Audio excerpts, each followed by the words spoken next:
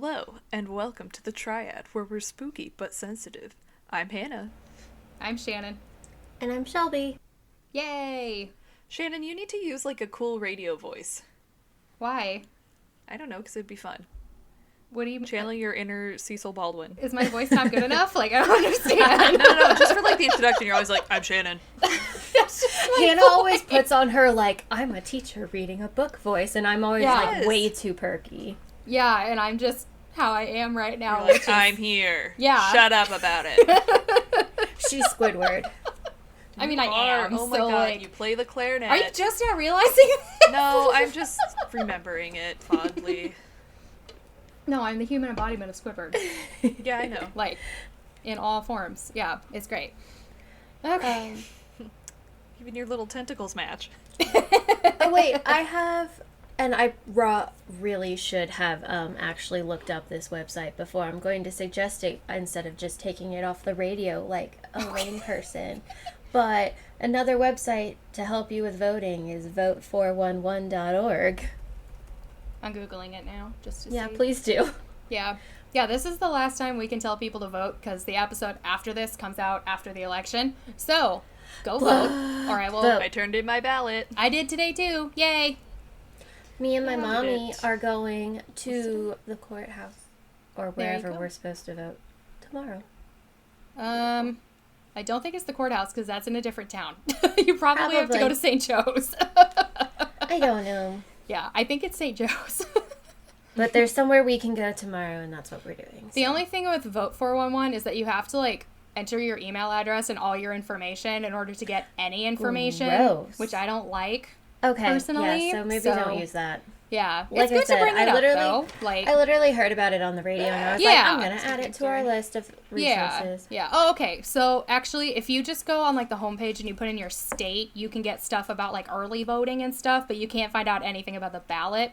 But you can find out stuff about like the actual Gotcha. process of voting, which is still good Yes. information. So if you haven't made a plan to vote, or however they call it, yeah, that's probably Plan a to good vote is fine. resource for you then. yeah. So, yeah, and also in Illinois, the last day to request an absentee ballot by mail is October 29th. So just keep that in mind if you're in Illinois, which Yep. I don't know how many of y'all are, but 2 of us are. So, Right. yeah. I don't know anything about Maine. Don't ask me. I'm trying to think if I had any announcements. I don't have coronavirus. Yay. We don't know what the Always fuck I good. have. So, I don't know if I still have it or not either. I don't know, but my complete and utter exhaustion went away and was replaced with, like, this weird manic productive energy. Not actually manic, but it's similar. Kind of manic. The texts we were receiving from you were a little bit crazy. When, yesterday? Yes. Yeah, I was really You were hyper like, every yesterday. 5 seconds, somebody answer me. I need an answer on this right now. Somebody answer. Wait, when? When I was editing? Or... I don't know. Just on everything. You were like, what are we recording? What are we doing this? And I was like, Shannon, calm the fuck down. Oh, I just thought about it, like, one right after another, and I was like, I wanted to get it out there before I forgot. No, that You was were a just little me bit- when I Just was in sometimes manager Shannon's text mode, messages so, come like- out a little bit, rapid fire. it's not No. they come out a little assertive. There we go. Yeah. bold. You're very bold. I'm sorry if it came They're across not that aggressive way. because they're not like mean. Yeah. They're just a little like, here's what's happening. You need to answer me. I'm putting it in the calendar right now, and it's like, Because Shelby and I were saying, like, silly things. We were like, yeah, it's just part of our charm, blah, blah, blah. And Shannon's like, no. Well, This no, needs to that's change. because This it needs to happen. genuinely gives me anxiety that we can't Okay. do the intro correctly. That we can't do stupid things Like, because we're stupid. I'm It sorry. genuinely gives me anxiety that this cannot be done well, and it really, yeah. yeah, no. Okay, That's well then why. my suggestion That's is... why. I was do- operating just that under we anxiety. all deal with our anxiety in different ways. Hannah and I embrace the chaos, and Shannon is like, no, all chaos will be gone. Yes.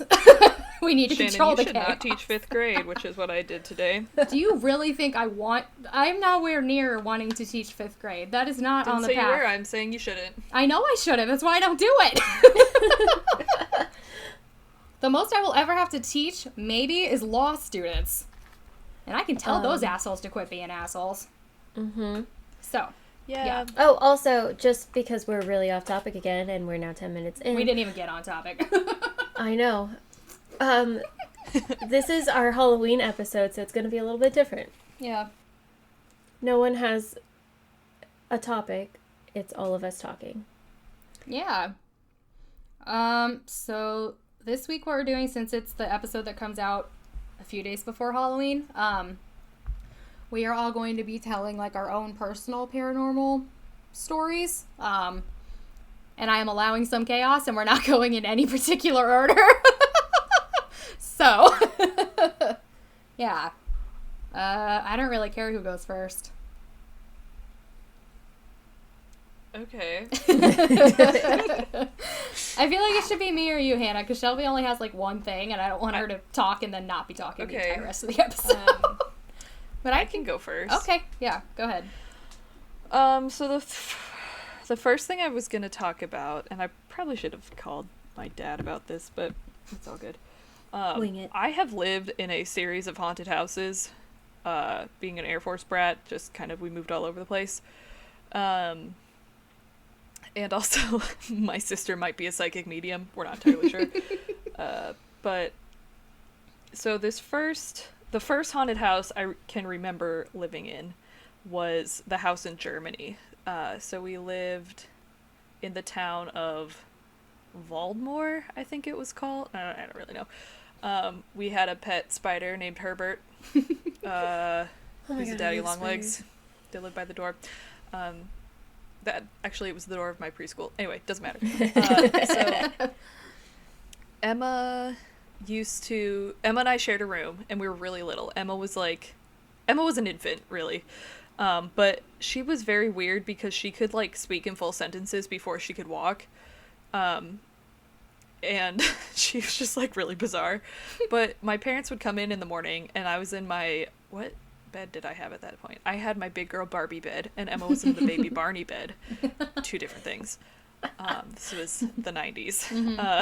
And they would be like, hey, how'd you guys sleep? Blah, blah, blah. What's your life? And Emma would be like, yeah, so I was talking to the dope men last night. And my parents were like, what? She's like, yeah, the dope men. They come and they come in here at night and they talk to me.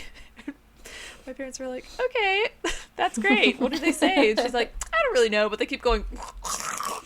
She like makes this gross sound. And she's like, yeah, they all wear white and they drive these little carts and it's really cool and they just come and talk to me at night. My parents were like, okay. So then I gotta look this up really quick, but thinking about that in retrospect, my dad believes that Emma meant that in the night, the dope men, aka so the German word for dead is tot, T-O-T-E. Hold on. How do you spell? There. Okay. It's actually just T-O-T. Sorry. Oh. Okay, whatever. I was looking up something else. Yeah, you're fine. I just don't want people to yell at us. Whatever. I don't speak German. Actually, I do. I don't spell German. You don't spell English. I don't spell English. English is my... It's fine. maybe first and a half language. I don't know. Let's see. So Emma was basically telling my parents that at night the dead men came into our room and talked to her. Hold on 1 second. I'm trying to look this up so I don't get it wrong. Yes, okay. So, anyway, the dead men would come and talk to her at night. The dope men. And one time, because when we lived in Germany, we did like all the touristy things. Mm-hmm. And we went to the Maginot Line, which is what is it, like a trench? It's like a trench, right? I'm looking it up because I can't remember either. It's like a trench between France and Germany. It's a line of concrete fortifications, obstacles, and weapons installations built by France in the 30s to deter invasion by Germany. Yeah. Anyway, clearly didn't work. So when the Nazis took it over, they had these little cart things that they drove around in. Mm-hmm. And so Emma used to say that the dope men were driving around on these little carts. And if you look up Maginot Line carts, the third picture on there is exactly what she would describe. She said they wore weird things on their feet.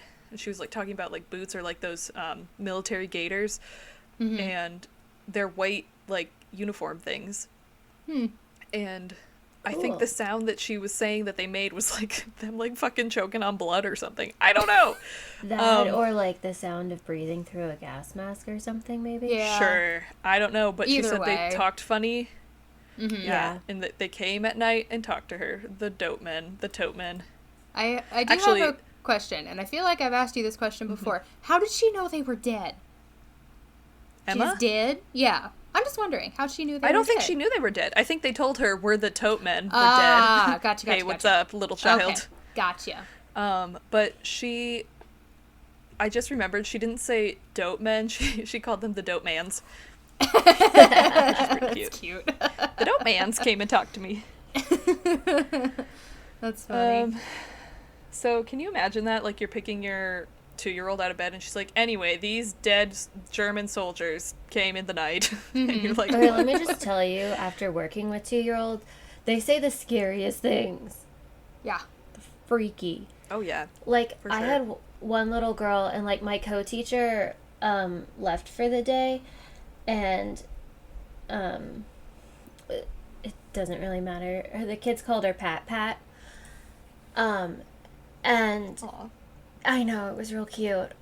So she had, like, left for the day, and this one little girl was like, Miss Shelby, where did Pat Pat go? And I was like, well, I don't know. Where did she go? Like, is she outside? Did she go out the door? Did she go home? Like, you know, stuff you say to a 2-year-old. And she just, like, all of a sudden, her, like, whole face went slack, and then she got this terrified look on her face, and she just goes, no, Pat Pat, don't go in there. It's dark and scary. And then she just, like, went slack again. And then all of a sudden she just, like, turned and looked at me like normal. And she was like, Miss Shelby, where did Pat Pat go? And I was like, okay, that's cool. Let me just change your diaper real quick and send you home. Because apparently people are dying. It's fine. Yeah. Yeah, tiny Great. children are creepy They're and weird. freaky. I hate it. And they've all got a weird sixth sense. Mm-hmm. Yep. Also, this is not relevant literally at all, but I just saw a thing that the Tampa Bay Rays made it to the World Series, and that's Yeah. literally only happened once, and I missed that news, and I'm just like, how the fuck did that happen? Right. It's weird. Allie It's apparently 2020. said they're not that bad anymore, and I was like, well, clearly they're not. Right. Wait, can you repeat that? But My also it's audio just 2020. like sped up really fast, so you were like. It was about baseball, so... Oh, okay, fuck that. Just moving on. I Yeah. was like, you don't care. You don't Hannah. care. Okay, I'll go next. I'll do my Wilson's Creek one because it's the shortest. Oh, I have a Wilson's Creek one too to add. Yeah, I knew that you did. Actually, so that technically, way... never mind. I can't say that on this podcast. You can say a lot of going. things on this podcast. Well, no, this person might listen. Oh, okay. Ooh. Don't worry, I'll just tell my Wilson's Creek story. Don't worry about it. Okay. Okay. Well, I'll tell mine and then you can tell yours. So, for those of you who are not from Springfield, Missouri, or who have not lived in Springfield, Missouri for any amount of time, there is a Civil War battlefield nearby called Wilson's Creek. And it's like a big, how big is it's a big park. It's very big. It's like a couple Do you want me to square look it up? miles. Yeah, could you please? Because it's Okay. big. You drive through it. Like, you can walk through it, but, like, you drive But it'll through- take you a couple of hours. Yeah, And so I ended up going, I think, 3 different times. One was with my sister, whenever she came to visit. One was on a class trip with my Civil War history professor. Do you want me to read what it is really quick? Yes, go ahead. Okay. Wilson's Creek was the first major Civil War battle fought west of the Mississippi River and the site of the death of Nathaniel Lyon, the first Union general killed in action. The costly Southern victory on August 10th, 1861, focused national attention on the war in Missouri. Wilson's Creek, what is NB? Oh, National Battlefield, commemorates and interprets the battle within the context of the war in the Trans-Mississippi West. It is. How big you are. It's a big park. It's very big. I don't know if park is the correct phrasing, but It is a park. It's part of the National Park Service. that's what I thought it was. Basic information. It's 2.73 square miles. Okay, thanks. I could not find. Yeah. Or 17. Oh, I guess I should have clicked on their Wikipedia page. I literally just Googled Wilson's Creek National Battlefield size. So yeah, it's or 1,750 acres if you want to take it that route. 7.1 square kilometers. There you go. Fun fact. It's a big park. Let's just phrase it that way. So yeah, I've been, I think 3 times. Yeah, one was with my sister. One was with my class, because I took Civil War history. And that class was terrible because that professor was insanely boring. He is, I should say is, because nothing's, he retired. That doesn't mean that this status has changed. He's like the expert on Wilson's Creek. Like on the battle, on the grounds, all of it. So you would think going with him would be like interesting because you might get like extra info. But this man is the most boring motherfucker to walk this planet. And it made everything terrible. So I went with them. Like, I went with him. He, like, led us on, like, a tour, and we drove around the entire motherfucking battlefield. And some of it is literally just a field, right? And he gave us, like, a blow-by-blow of the entire thing, and we were like, dude, we don't care. We're here for extra credit.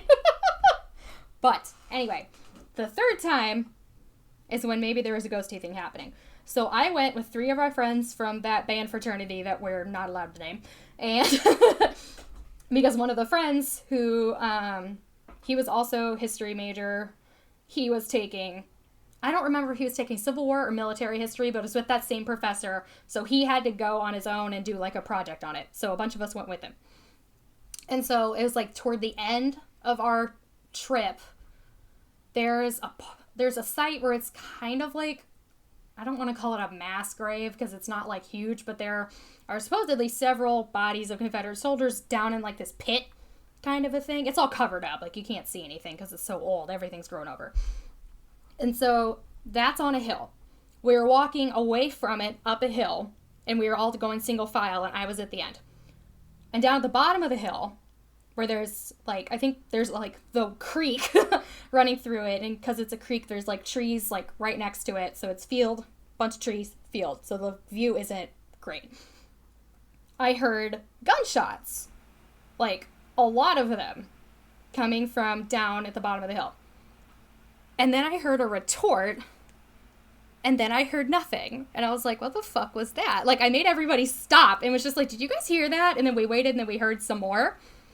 And then I checked on the way out, and they weren't doing a reenactment.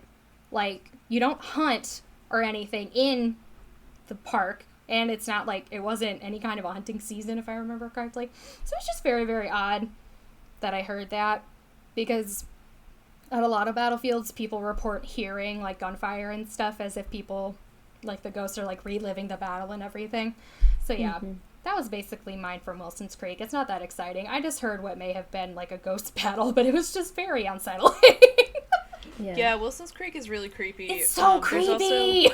There's a house there that, oh god, I hate that house. It's so served. Yeah, it's really creepy. Mm-hmm. That served. Wasn't it? Didn't they use it as like a field hospital? Kind of. So it was like. It was a family that lived there, and then the battle happened, like, it was, again, up on a hill, because you're in the Ozarks, and everything is just, 15 different hills next to each other. Yeah. So, the house was up on a hill. The battle was, like, down below, like, in a field down below their house, so they could see the whole thing. I think they used it. Yeah, they basically watched it happen, and this was, like, over a couple of days, too, if I remember correctly. Yeah, I think did the Confederates, like, capture the house or like use it? I think so. I'm googling that too. Let's see.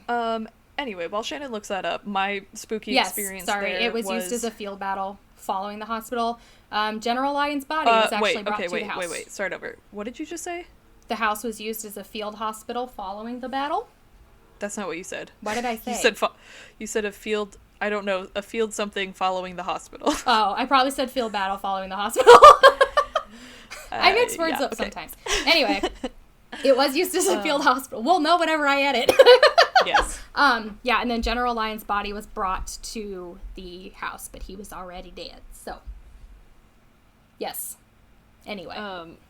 So down the hill from the house is there, what was it called? Like an ice house or whatever? Yeah, it would have been called an ice house at the time. Yeah, it's basically where you store. It was like a big stone. It looks like a bunker.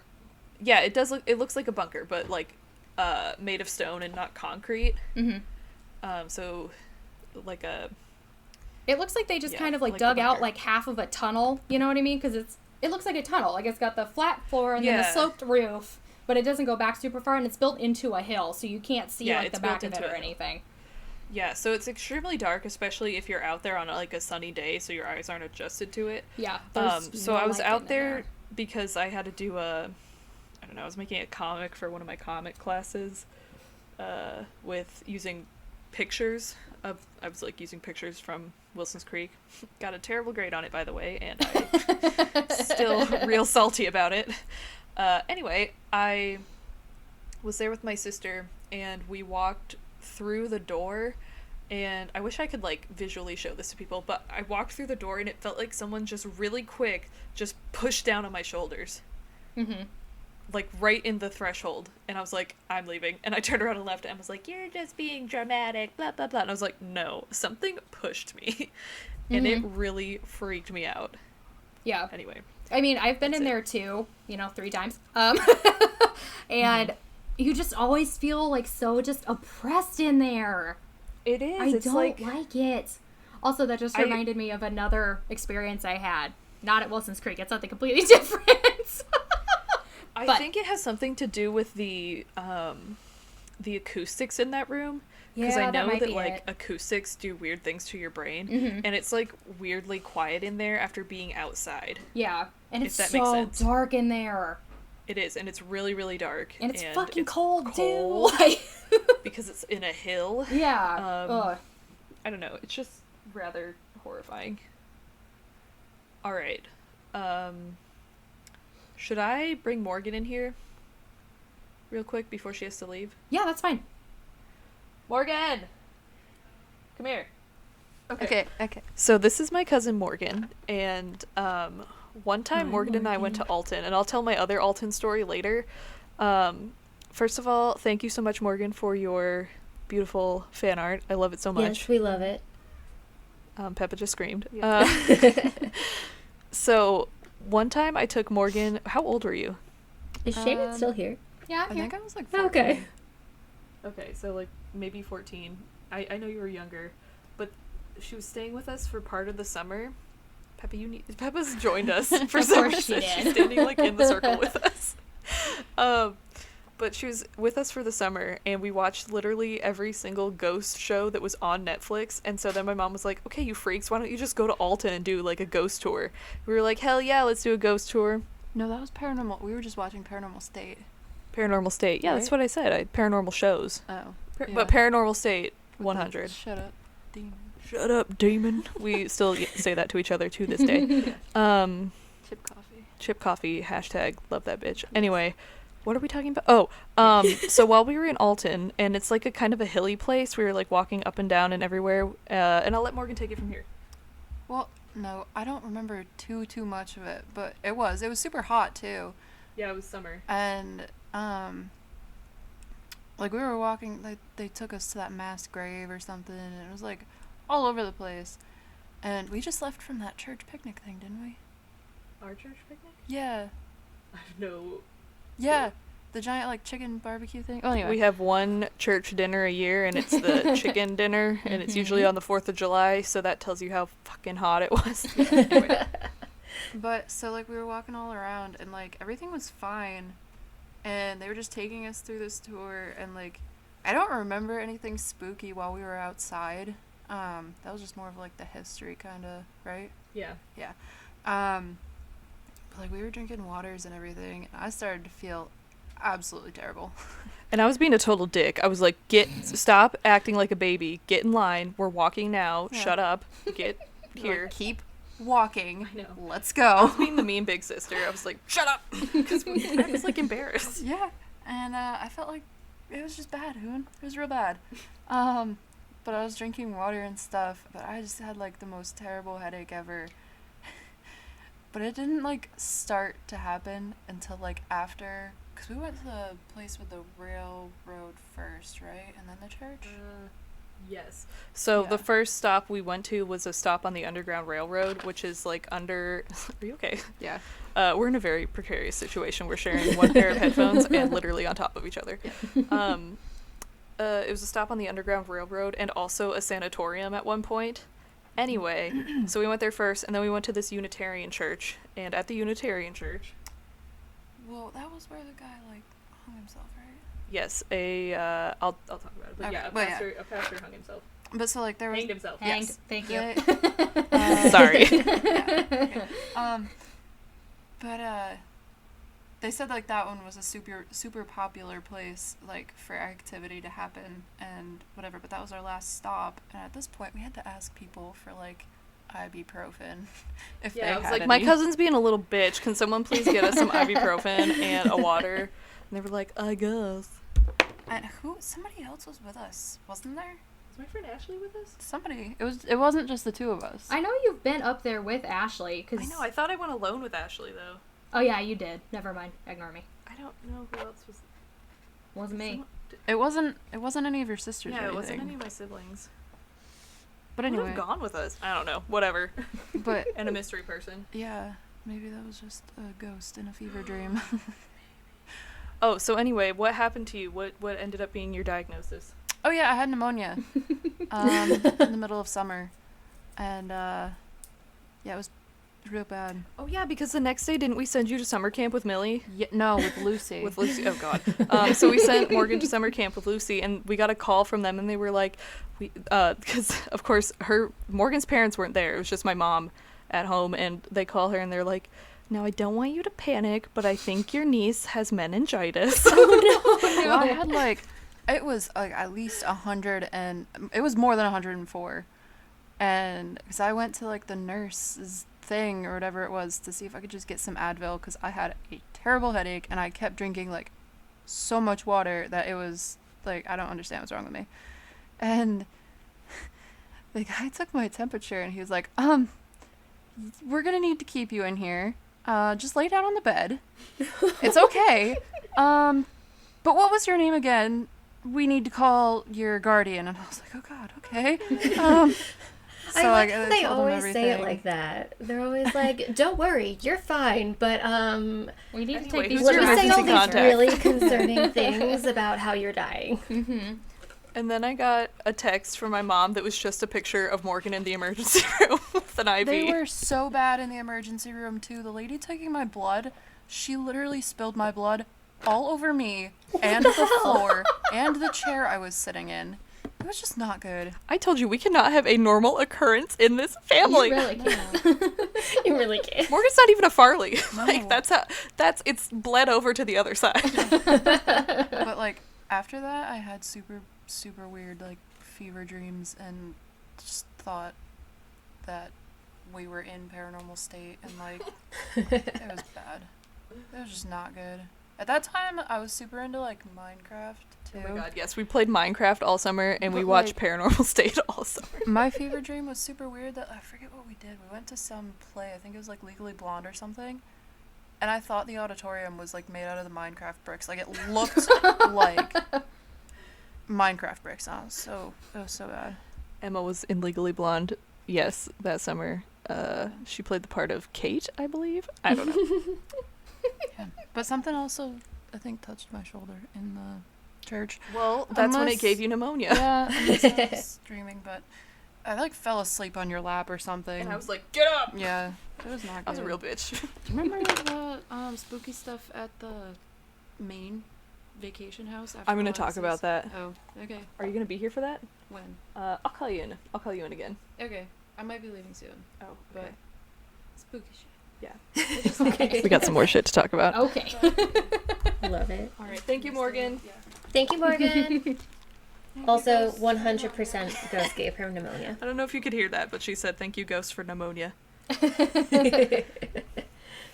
Oh man. Okay. I love that. I'm gonna tell the one real quick that I just remembered happened. Yeah. Go for it. Okay. So, us talking about the ice house thing being oppressive made me remember. So, I'm pretty sure I already told y'all about this.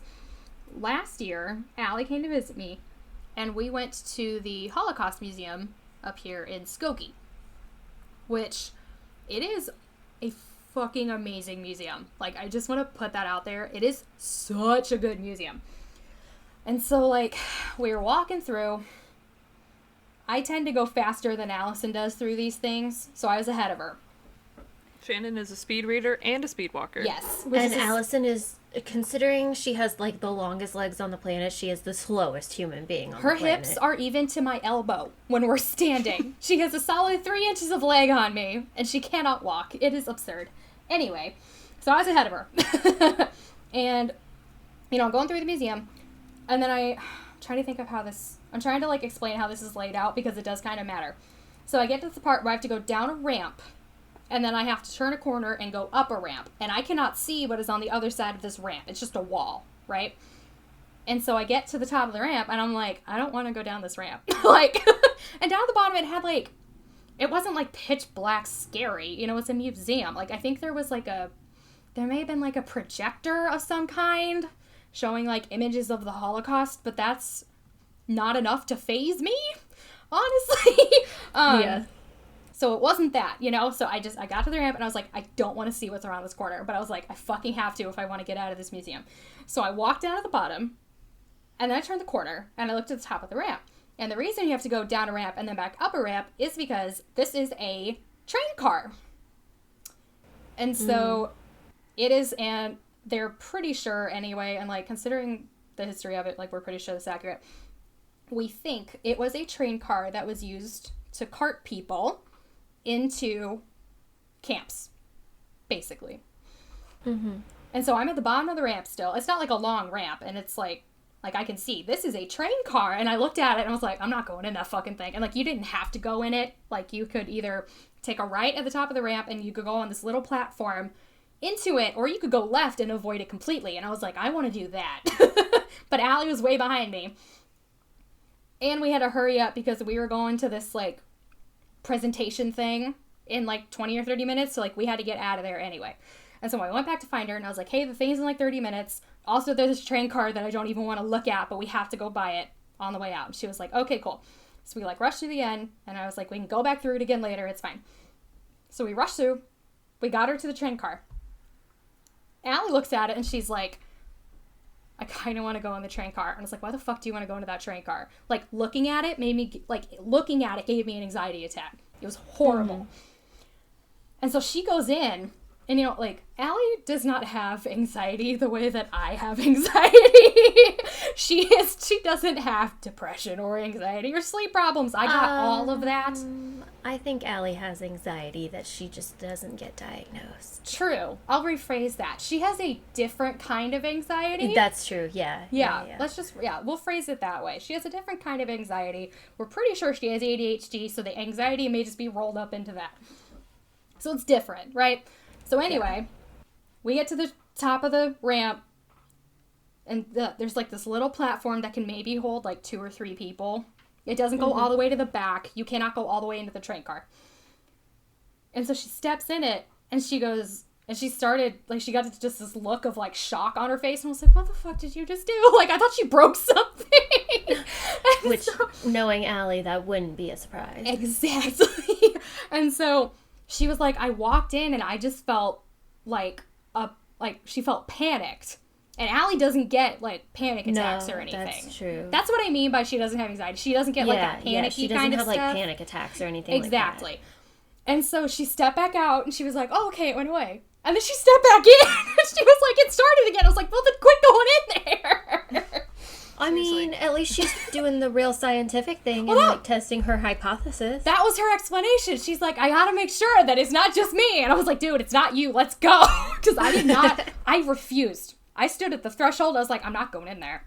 Like, I poked my head in, and it was pitch black in there. Like, you could see a little bit of light coming through where the boards didn't meet.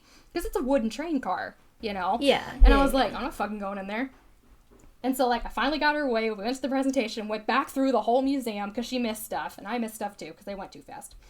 And then on the way home, I Googled the train car because I was like, please tell me we're not the only ones who think this motherfucker is haunted. We weren't. It has a long history because it's been in other museums. At every single museum, they have reports from patrons who were like, hey, I don't want to go into that train car. Hey, there's something in the train car. Like, at every single place it's ever been. So yeah, so it's not just like the museum or whatever. No, it's and it was the train only... car. Yeah, for sure. and like we Okay, did my sister not. keeps texting me. Hold on, I need to just scream at her. Okay. Keep going. Okay. I thought you meant actually like yell verbally at her, No. so I wanted to give you time to do that. No. Yeah, because like the rest of the museum did not feel that feeling at all. You know what I mean? Yeah. Like it was fine. You know, because like some places. Well, it wasn't fine. It was the Holocaust. Well, no, it wasn't Museum. fine. But like, you know what I mean? Like it didn't have that like. Yeah. It did not have any that sort of, panicky dark feeling. feeling. It didn't feel behind dark. It felt like, because I don't, we're probably getting more into this than we need to. A lot of people who either immigrated here to escape the Holocaust or came here afterward as refugees to Chicago, a lot of them ended up at Skokie. Skokie has a giant Jewish community. And so it's like this big, like, it's a very, like, loving memorial kind of a museum, not a look at the horrors kind of a museum, if that makes sense. Yeah. And so, like, you don't get that feeling throughout the entire rest of the thing. It is just in that train car. And I hate it. Oh, God, I hate that thing. Yeah, so, that was the one that I just remembered. Did not like it. I blocked it out of my memory because I hated it. Yeah. Still an unbelievable museum. It is so good. So, would recommend it if you're in the Chicago area to go. It is definitely worth the trip. We should go when I eventually come visit you. Yeah. If that ever happens. There's a time limit on this now, but I'm moving. I know. Look, one day. Yeah, one day. Okay, so I only have 2 more, like, locations, but there's multiple stories within each location, so... Should I do a couple of my houses? Yeah, let's do that. Alright. Hold on, I'm painting a canvas silver. What house should I do next? I guess I should go in chronological order. Okay. So after Germany, we moved to Florida. This is really quick.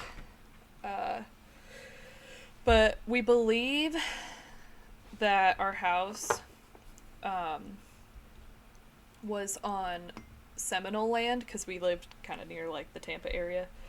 And our house was, I'm trying to think, I guess it was sort of like a U shape with my sister and I.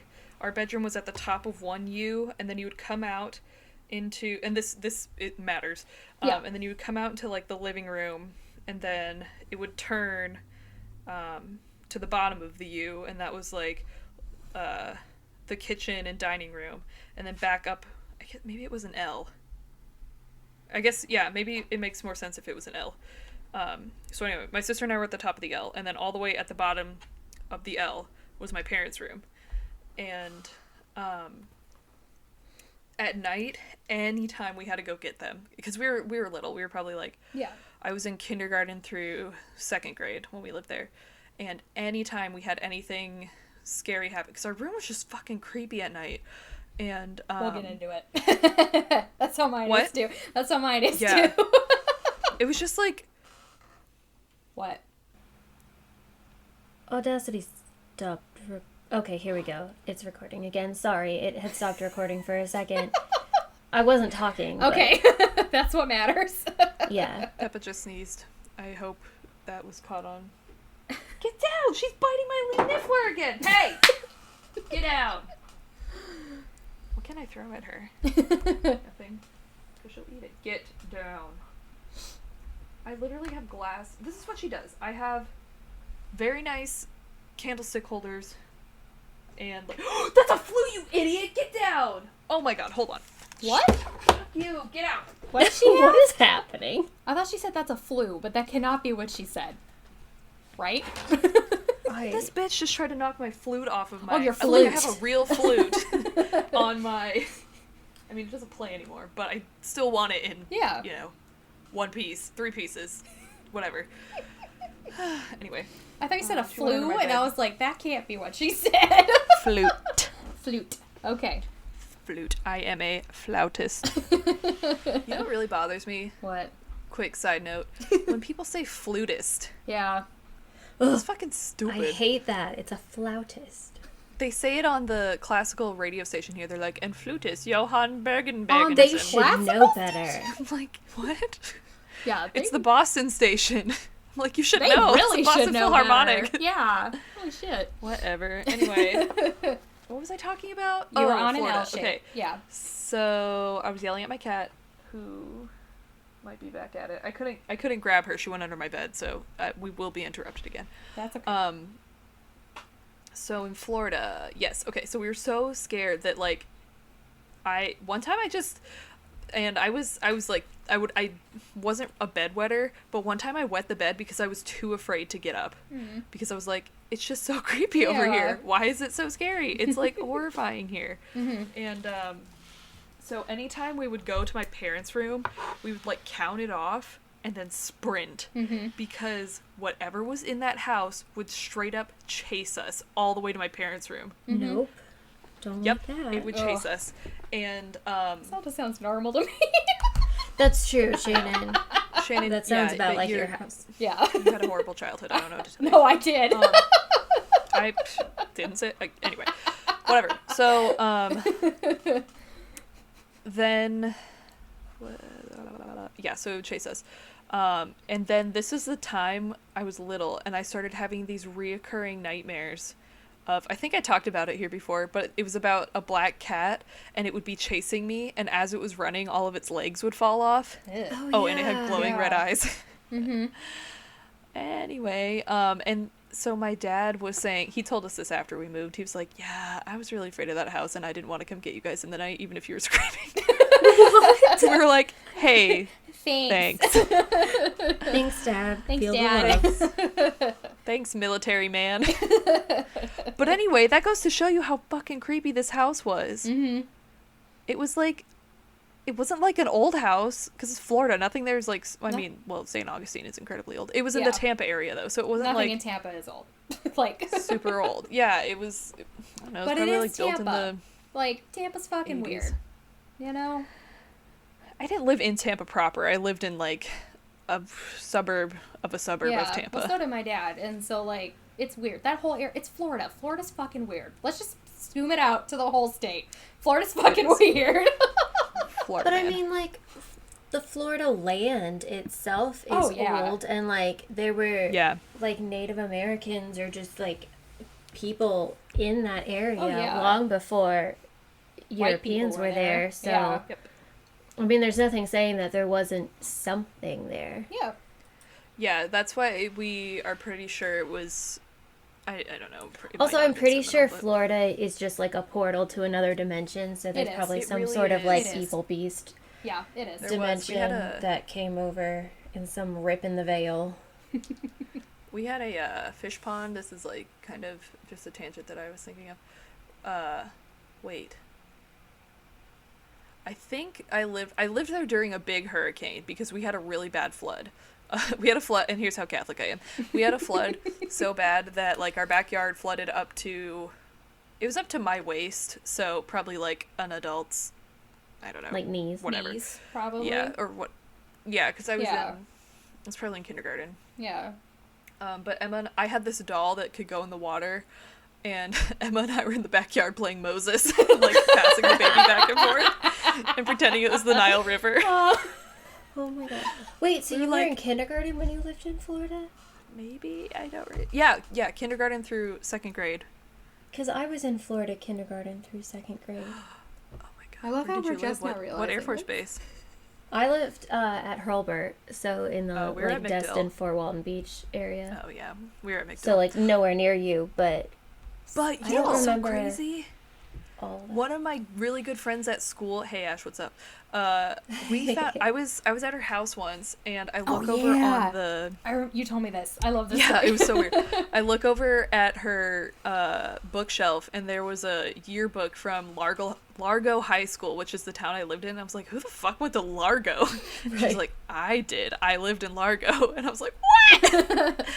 So all the way up in New Hampshire, I found a friend who also lived in Florida. All of her stories too are, well, not all of them, but a lot of her stories are about Florida, and they're so hilarious and beautiful. They're like, I don't know, it's pure poetry. She's great. Ash, I love you. Anyway, God. That's crazy. We're going to Florida. I should not be complaining about this, but I'm going to anyway. Mark's family. I Mark would is complain my about going to Florida. Mark's my stepdad. His family, like his parents, they are like they basically decided that we're all going to Florida next summer because they're just assuming Ugh. that the pandemic's going to be Why'd over. you go in the summer? No, we're going over my birthday.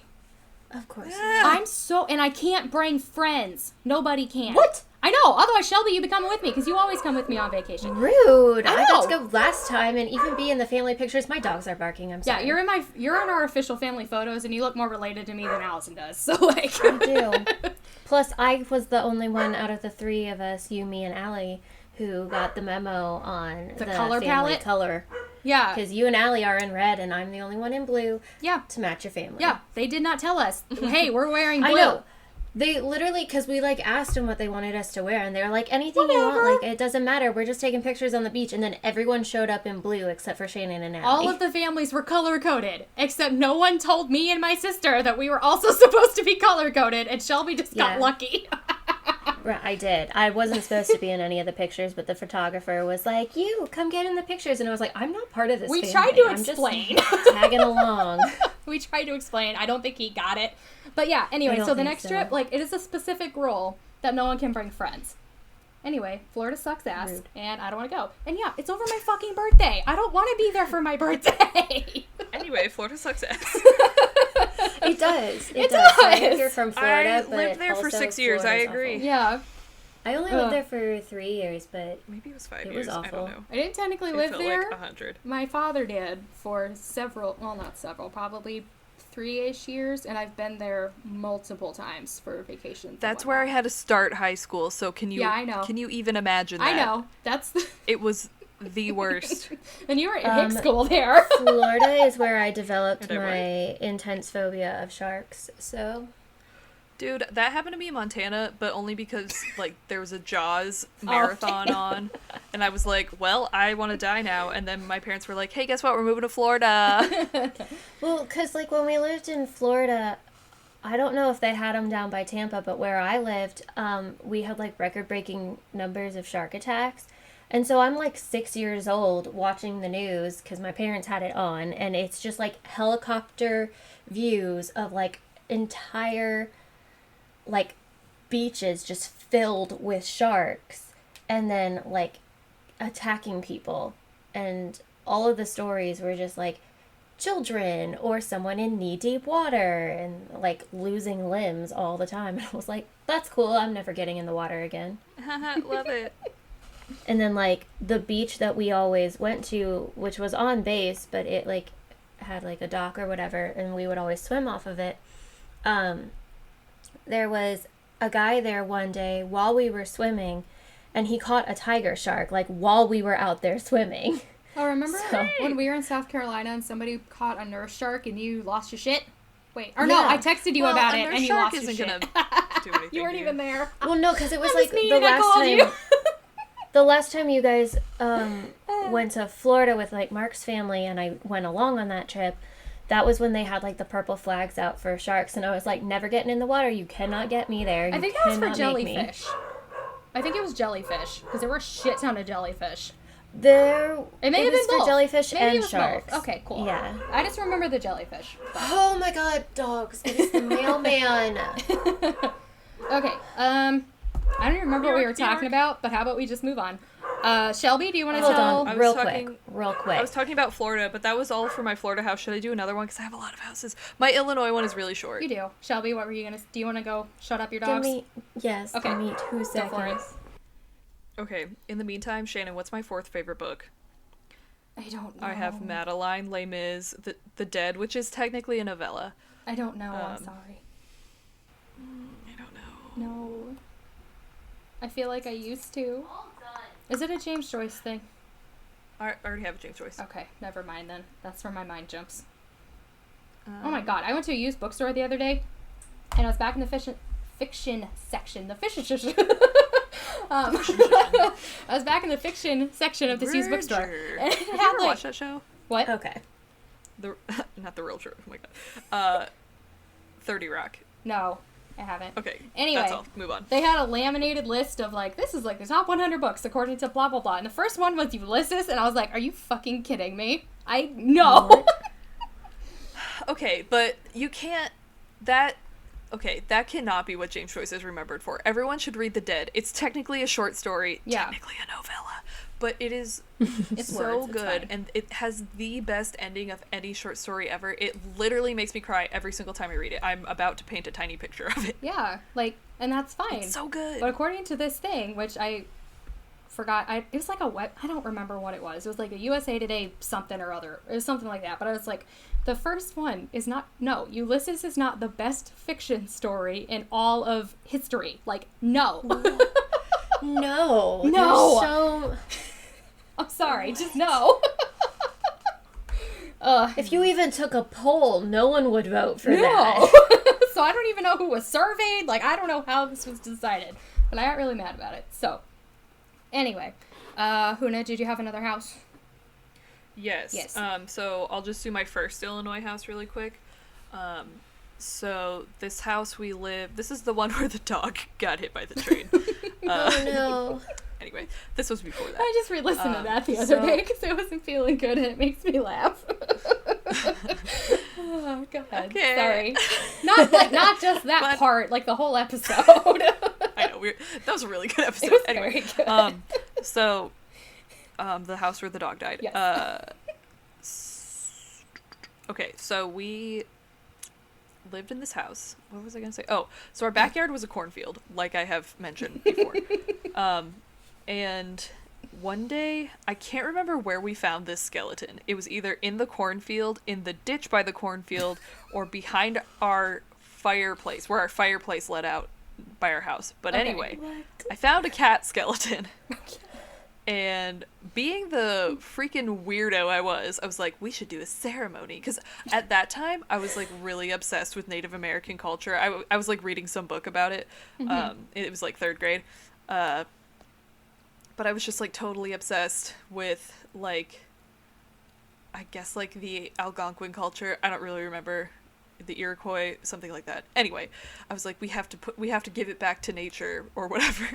So I like stood over this ditch, by the way, which it's just like a farm runoff ditch, and I'm like doing this ceremony with these bones from this dead cat that I found, and like giving it back to the earth and like wrapping it in like corn husks and shit, and like burying it in the mud. And then like a few weeks after that, I was just playing in my room. I used to have these things, I don't know if you guys ever had them. They were called Ellos.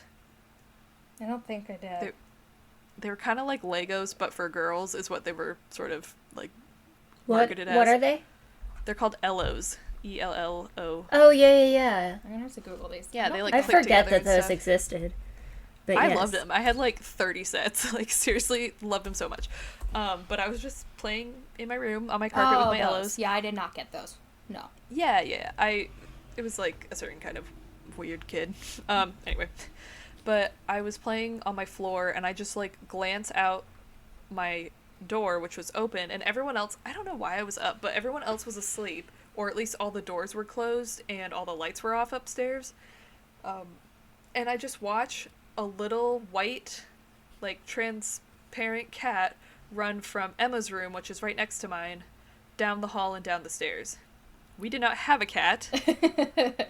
And it didn't scare me or anything. I was like, oh, it just must be the angel cat. And then went back to my Ellos. Yeah. And, like, looking back, It's oh just my the god, angel that was cat. like a full ghost. What the heck? Why didn't I, like... Just such a lackadaisical attitude to these things. I know, I was like, sometimes. oh, the angel cat. Anyway, let's play Phantom of the Opera with my Ellos. Oh, a devil just blew on my face. Time to go back to sleep. Like, Yeah. The devil spoke to me. Anyway, oh, good night. let's go back to bed. Well, that one I was actually scared. But this Sure. one, it wasn't scary. Like, I didn't feel threatened by it. Just kind of like, you know how cats do. It kind of like trotted past my door and I was like, oh, Yeah. okay. Oh, okay, we We have don't cat have now. a cat, Cool. but whatever. That's fine. Anyway, so that was the the first Illinois house. Okay, cool. Shelby, do you want to do yours or do you want to wait a little bit? I don't really care. Either way. I mean, I can talk about mine. It's Yeah. not really, like I said earlier, considering I'm the one who does actual ghost hunting, I'm the one with, like, the least number of experiences. Mm-hmm. not necessarily, but I've like talked about the Charleston jail and like a little bit about like when McCall and I did our New York trip and stuff like that. So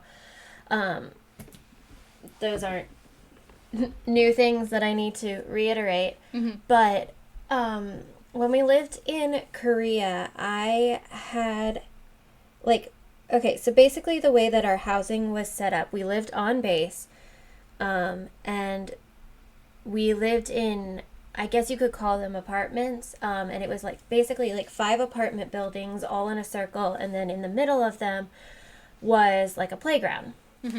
And you like had to go down this hill to get into the playground.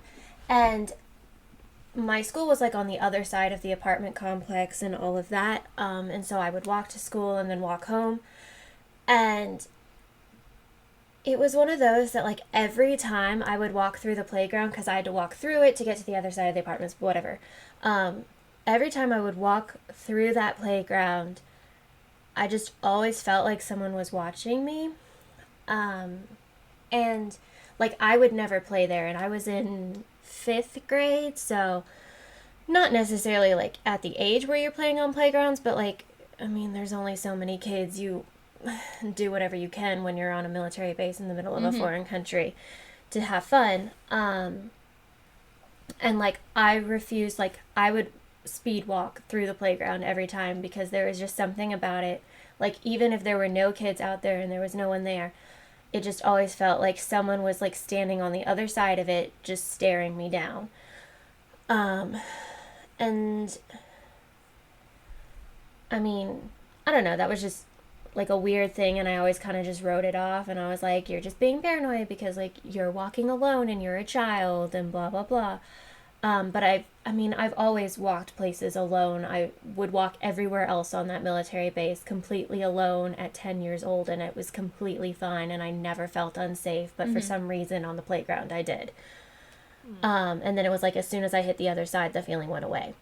So I don't know what that was about. And then while we lived there, I started having these recurring dreams of, it was like this lady, and I called him her son, but I'm not sure if they were actually related.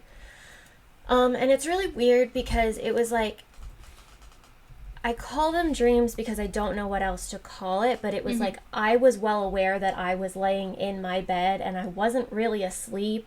It wasn't a sleep paralysis thing because I could move around and talk, and like I could hear my sister. We were in bunk beds, and like I could hear her moving around and stuff. But it would happen at night, and this lady and her son would come and visit me. And it was strange because like we're in the middle of South Korea, but this lady was in like I don't know what I would call, it wasn't like Regency era, but it was like colonial era, like garb. Like what she was wearing is what you would imagine like when you think of like pilgrims or whatever. Weird. And then like the little boy was in like a little, I don't know, same type of thing, like a little frock, I guess. And they were white, but I don't know, it was just really weird because she would like, the boy never said anything, and he would always like hide behind the lady. And it was like he was like nervous around me, but like he would always like, when she would come and sit on my bed with me, he would like come and sit next to her, but it was always like he was like peeking around her to look at me. But the lady, and like Korea is where like I almost died, had like the worst years of my lives, like lives. I was gonna say lives. Like worst years of my life. Shelby lost 2 of her 9 lives. I mean, to be fair, I did flatline in Korea, but that's a whole nother thing. I'm not laughing at that. I'm laughing at how casually you're like, to be fair, I did actually die. And also, I know like none of this story, so this is all new to me as well. Oh, yeah. No, I flatlined because the machine, like the pulse thing came off my finger, not because I actually died. I mean, I was in the hospital for many days because I Drama. did have to have a blood transfusion, but it's a whole other thing. None of that is relevant, other than, like, I had a really hard time when we lived in South Korea. Like, I love Korea. It's nothing to do with Korea itself. It was just a really bad time in my life personally. There was a lot of external issues going on as well as my health. But this lady, she would, like, come to me, like, the days that I would have panic attacks, and she would, like, sit on my bed and, like, pat my head and, like, I don't want to say, like, pet my hair, but you know how, like, moms, like, when you're not feeling good, they'll, like, stroke your hair. yeah, stroke, yeah. She would, like, do that and, like, pat my back and stuff and just kind of, like, hum to me until I would fall asleep. Well, that's adorable. Creepy, And but yeah, adorable. like, it was really sweet. And, like, I don't know anything about the little kid. Like, he never, like, had any contact with me, but it was like I could feel this lady's, like, touch. Mm-hmm. And, like, she never said anything, but it was like when I was having, like, my really bad days, or, like, because, I mean, I've always had insomnia, I've always had trouble sleeping, but if I was having, like, a really hard time going to sleep because of something that had happened that day, like, those were the nights that she would come and sit on the bed and kind of, like, sit with me and comfort me until I fell asleep. And so, I mean, it was, like, a good thing, but it's just really weird, and I don't know if, like, the whole, like, colonial thing is because of something I read in school at the time, or if it's just that, like, that's how it manifested itself because it's something it knew I would be comfortable with. Mm-hmm. Or what. Like, I really don't know what it was, but I'm always extremely thankful to her and her little son or whatever, because, I mean, like I said, that was a really hard time in my life, and it was, like, one of the things that, like, I knew that if I had had a bad day, like, it would be okay that night because she would come and, Aww. like, comfort me or whatever. That's really sweet. Yeah, so, like, it wasn't even, like, a bad paranormal experience or anything, like, spooky. I mean, looking back on it, I'm like, oh, that's a little freaky, that, like, I had a ghost friend, but, yeah, and, like I said, like, she never talked to me, but, like, it was kind of, like, this humming thing that, like, I didn't even necessarily hear it, I just, like, sensed it in a way. It was, like, the humming I could, like, hear in my mind, but, like, not hear, you know? Mm-hmm. I don't know. But, yeah. That is adorable. And I wish know. I had had a sleeping fairy in my haunted house. Right? Yeah.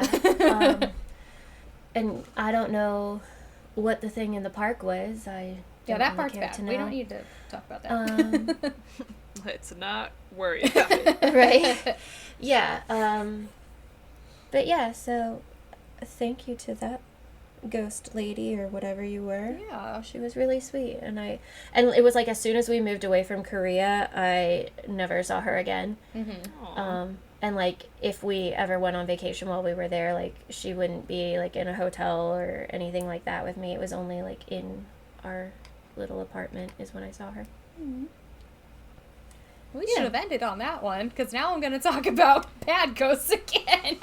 Yay! Let's talk about Shannon's haunted house. No, not yet. I got one more thing before Oh, the house. darn. Saving the house for last, because it's going to take me for fucking ever. Right. No, I'm talking about the haunted ice cream place that I worked at. Oh, right. Yeah.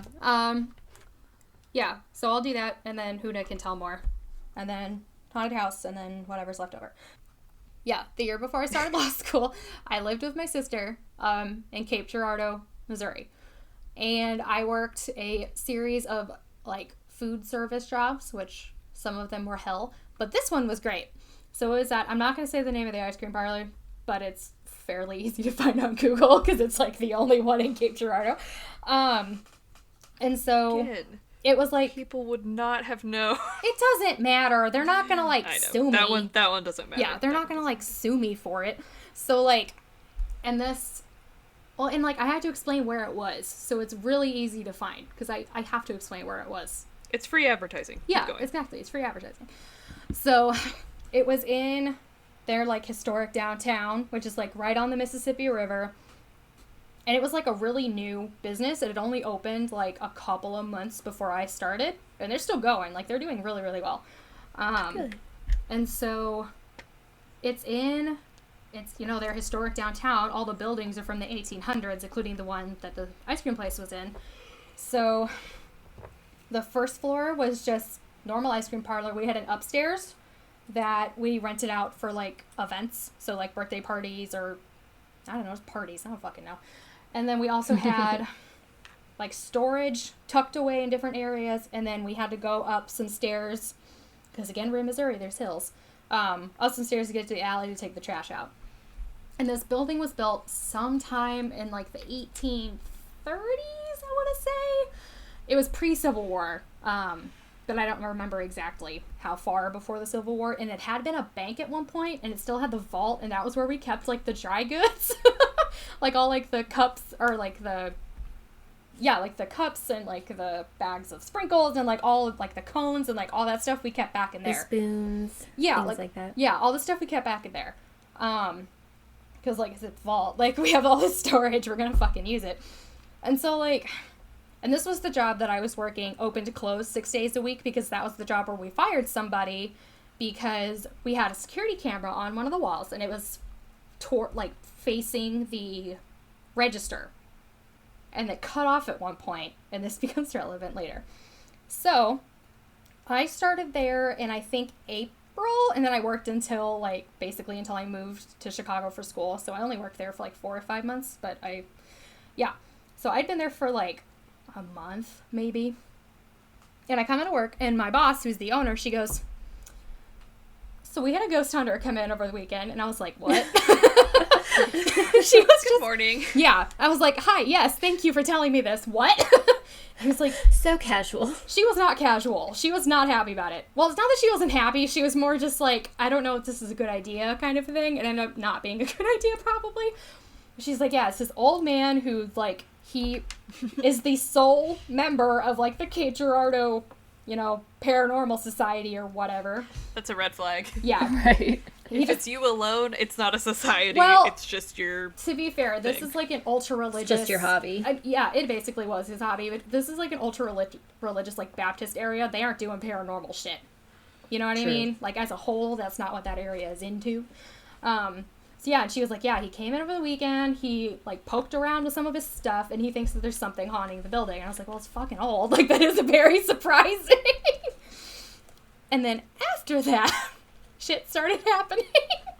So we think he woke up whatever was in the building. He probably came in and was like, "Hey, ghost, it's me, ya boy." Basically, yeah. And then I literally have a t-shirt. I with do that. too! I do too! And people look at me really weird whenever I wear it. I can't wear mine outside because mine got washed with, like, something blue, so now it's, like, tie-dye blue. Yeah. It's kind of cool looking, but also... Not. Yeah. Also... Yeah, so I don't remember specifically the order for most of these, so I'm just going to tell the stories. So at one point, the ghost hunter guy came back when I was working, and I was like, "Can I please do this with you?" And he was like, "Yeah, I don't care." And I was like, "Yes." So I got to go with him. Now it's a society. Yes, now it's a society. I'm member number 2. He went around with, what is the device that when it... An EMF detector. Yes, that. The beepy one. Yes, I wrote down the beepy EMF one. detector. Yes, the EMF detector. He walked around with an EMF detector, and it went off on, like, pipes and shit, because it's pipes, and we were like, okay, those are pipes. And so we went around upstairs, and, like... Okay, those are pipes. Okay, for a second, okay, those are pipes. He was like, oh my god, it's something, and I was like, it's right next to the Pipes pipes. confirmed. Like, no, it's just pipes, I promise, it's just the pipes. Because he's, like, 85 years old, and I think he was... They're made of lead. Yeah, exactly, and I was like, Is he just looking for his friends maybe, that have died? I don't know. I didn't ask. And so, yeah, nothing happened Bill, upstairs. is that you? And then we went back downstairs, and we were standing in front of the bathroom, like, right by the stairs. Yeah, right by the stairs in front of the bathroom. And it starts beeping, and we were like, okay, this one's weird, because it wasn't beeping before. And then he was like, oh, maybe it's those ghosts that you guys said are in here. And we were like, yeah, maybe. Because, like, by this point, there had been they were so small, I didn't feel like mentioning them. But other people had said, I feel like there's somebody in the room with me and, like, stuff like that. And then it beeped, like, while we were talking about these other ghosts being there. And I was just like, oh, is that you? And then it beeped twice at me. And then it did not beep the entire rest of the time he was in there. It was very unsettling. but I may have gotten an intelligent response on an EMF detector, so, like, that's fun. And then... I think so. Yeah. So that was one. And then after a while, my boss was like, you can't come in anymore because more shit's been happening. To the guy? Yeah, to the guy. Which, like, I kind of felt bad, but at the same time, I was like, after everything that I'm about to explain happened, I was like, yeah, you're not allowed in here anymore if this actually is your fault. So this next one, I was not here for this, but it was corroborated by, like, multiple other employees who I trust. One of the new employees, tried to go into the bathroom. We only had one bathroom, and it was like a single stall kind of a thing. And so she tried to go into the bathroom, but she heard somebody crying. And so she didn't go into the bathroom because she thought somebody was crying. And it sounded, I think she said it sounded like an old man crying in the bathroom, which, like... Again, it was probably that dude's friend. Probably! And so, like, she was like, oh, okay, I'll just go to the bathroom later, like, it's not an emergency, whatever. And then, a little bit later, somebody went into the bathroom, and it was fine, and nobody was in, like, there was nobody in the fucking bathroom. And, like, before and after this happened, this only happened with little kids. Little kids would open the door, look in, and be like, oh, sorry, and then shut the door. But, like, there's nobody in the fucking bathroom. No. Like, there was no human being in the bathroom. It's the children. And it happened all the time. It happened constantly. And so we eventually were able to figure out, or guess at least, we thought it was an old man for sure, because we heard an old man crying in the bathroom. And then we thought there may have been a little girl floating around too, but, like, I don't trust little girl ghosts because those end up being demons half the time. So, like, Yep. I didn't want to go anywhere near that. And so the big thing that happened, which I can't eat sherbet anymore still because of this. So we had these two... Haunted by sherbet. It was so fucking bad. We had these two just giant industrial freezers where we kept the tubs of ice cream before we put them out, like, into the counter to use. And... like, they were 5-gallon things of ice cream. They were stacked on top of each other. They were heavy.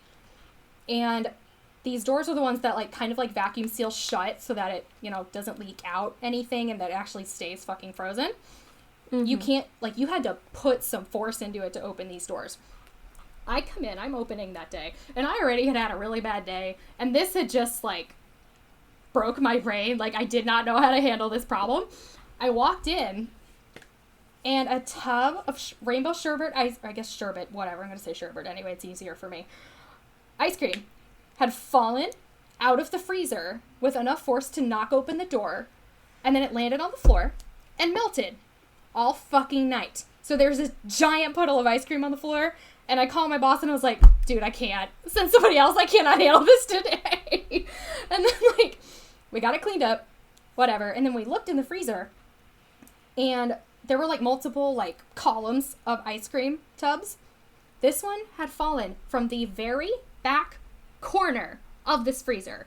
And we think it had been on top because there was another ice cream tub that was, like, on its side. So somehow, this fucking ice cream tub fell sideways and then forward with enough force to open up a vacuum seal freezer door and then the door shut behind it.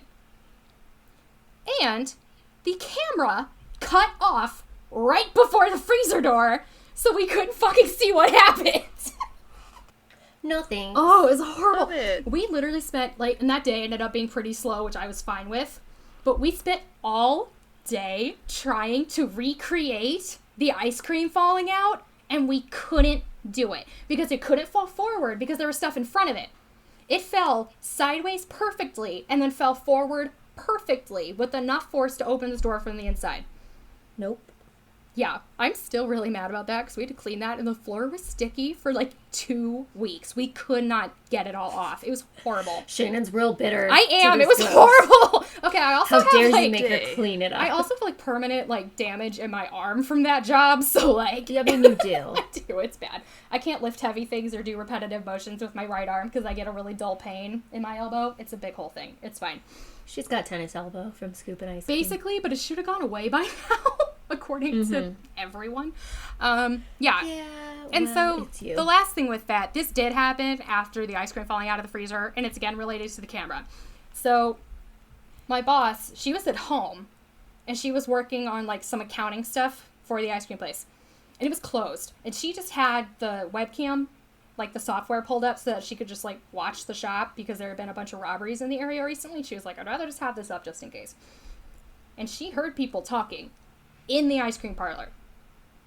But it was 1 o'clock in the morning, and no one was in there. It was locked down tight. Thanks. No one was in there. She clearly heard people talking. Could she tell what they were saying? No. Or was it just, like, disembodied voices? It was just enough that she could hear that they were talking, but she could not make out what they were saying. Gotcha. Yeah, you know what I mean? Like, or they may have just been, like, But it was, mumbling. like, distinctly, like, oh, yeah, it was voices, definitely people not talking. just, like, noises. Yeah, well, and then, too, like, she does this, like, she did this all the time. Like, they would just have the camera up for fun, basically. Not to watch us, which I've had jobs where they have the camera just to watch us, and I fucking hate that.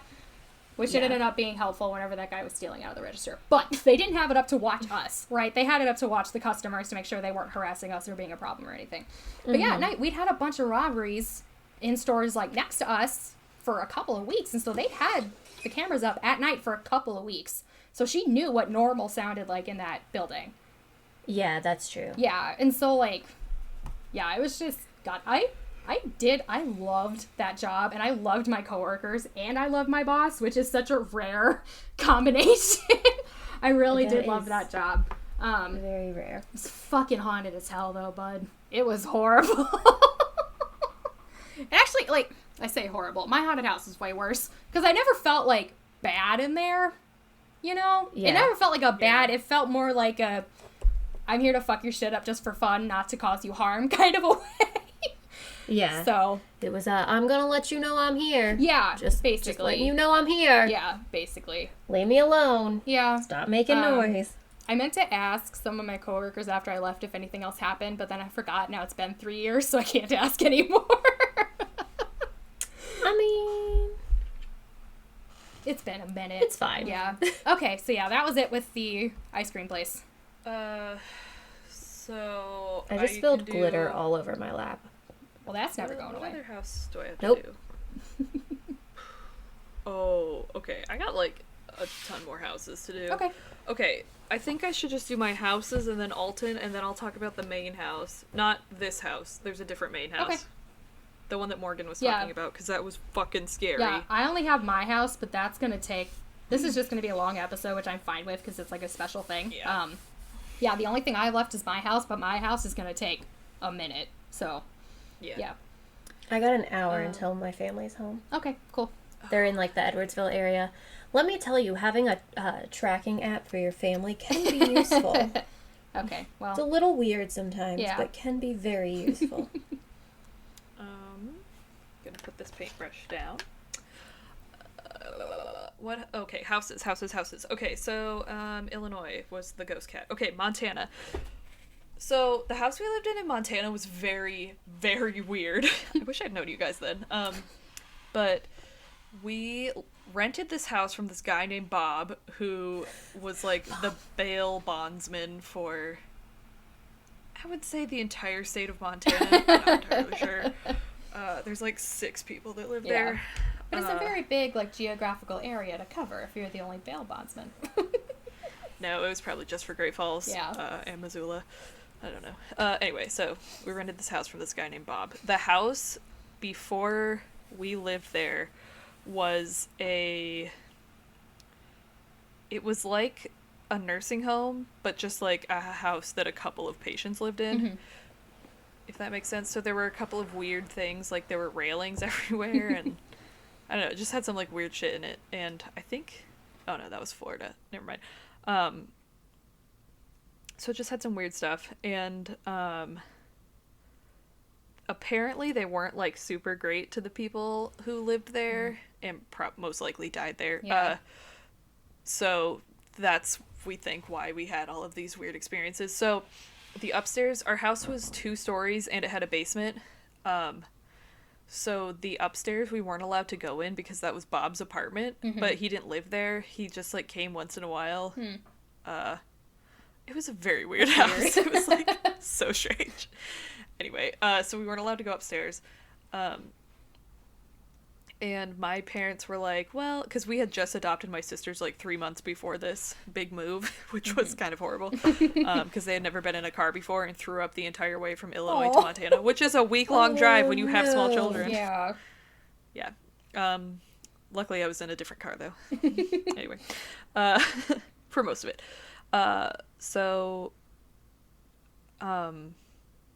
Yeah, there was just like a lot, and maybe...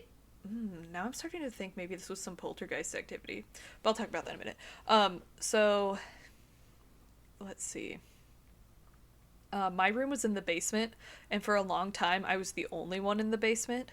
And that year it was very strange. So Montana's basically a desert for the most part. Like, it never rains there. Like, we used to get nosebleeds all the time because it was so dry.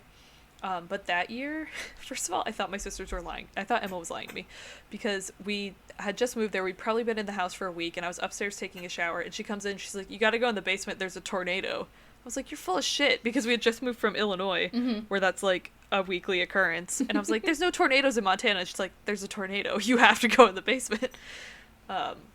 So anyway, it was like a very weird year weather-wise. We had like, I don't know if that was the same year, but we had like earthquakes and tornadoes, and it was like a record flood year. Of course. So I couldn't even move into my room in the basement for a long time because we had to get all of the foot of water out of the basement to begin with.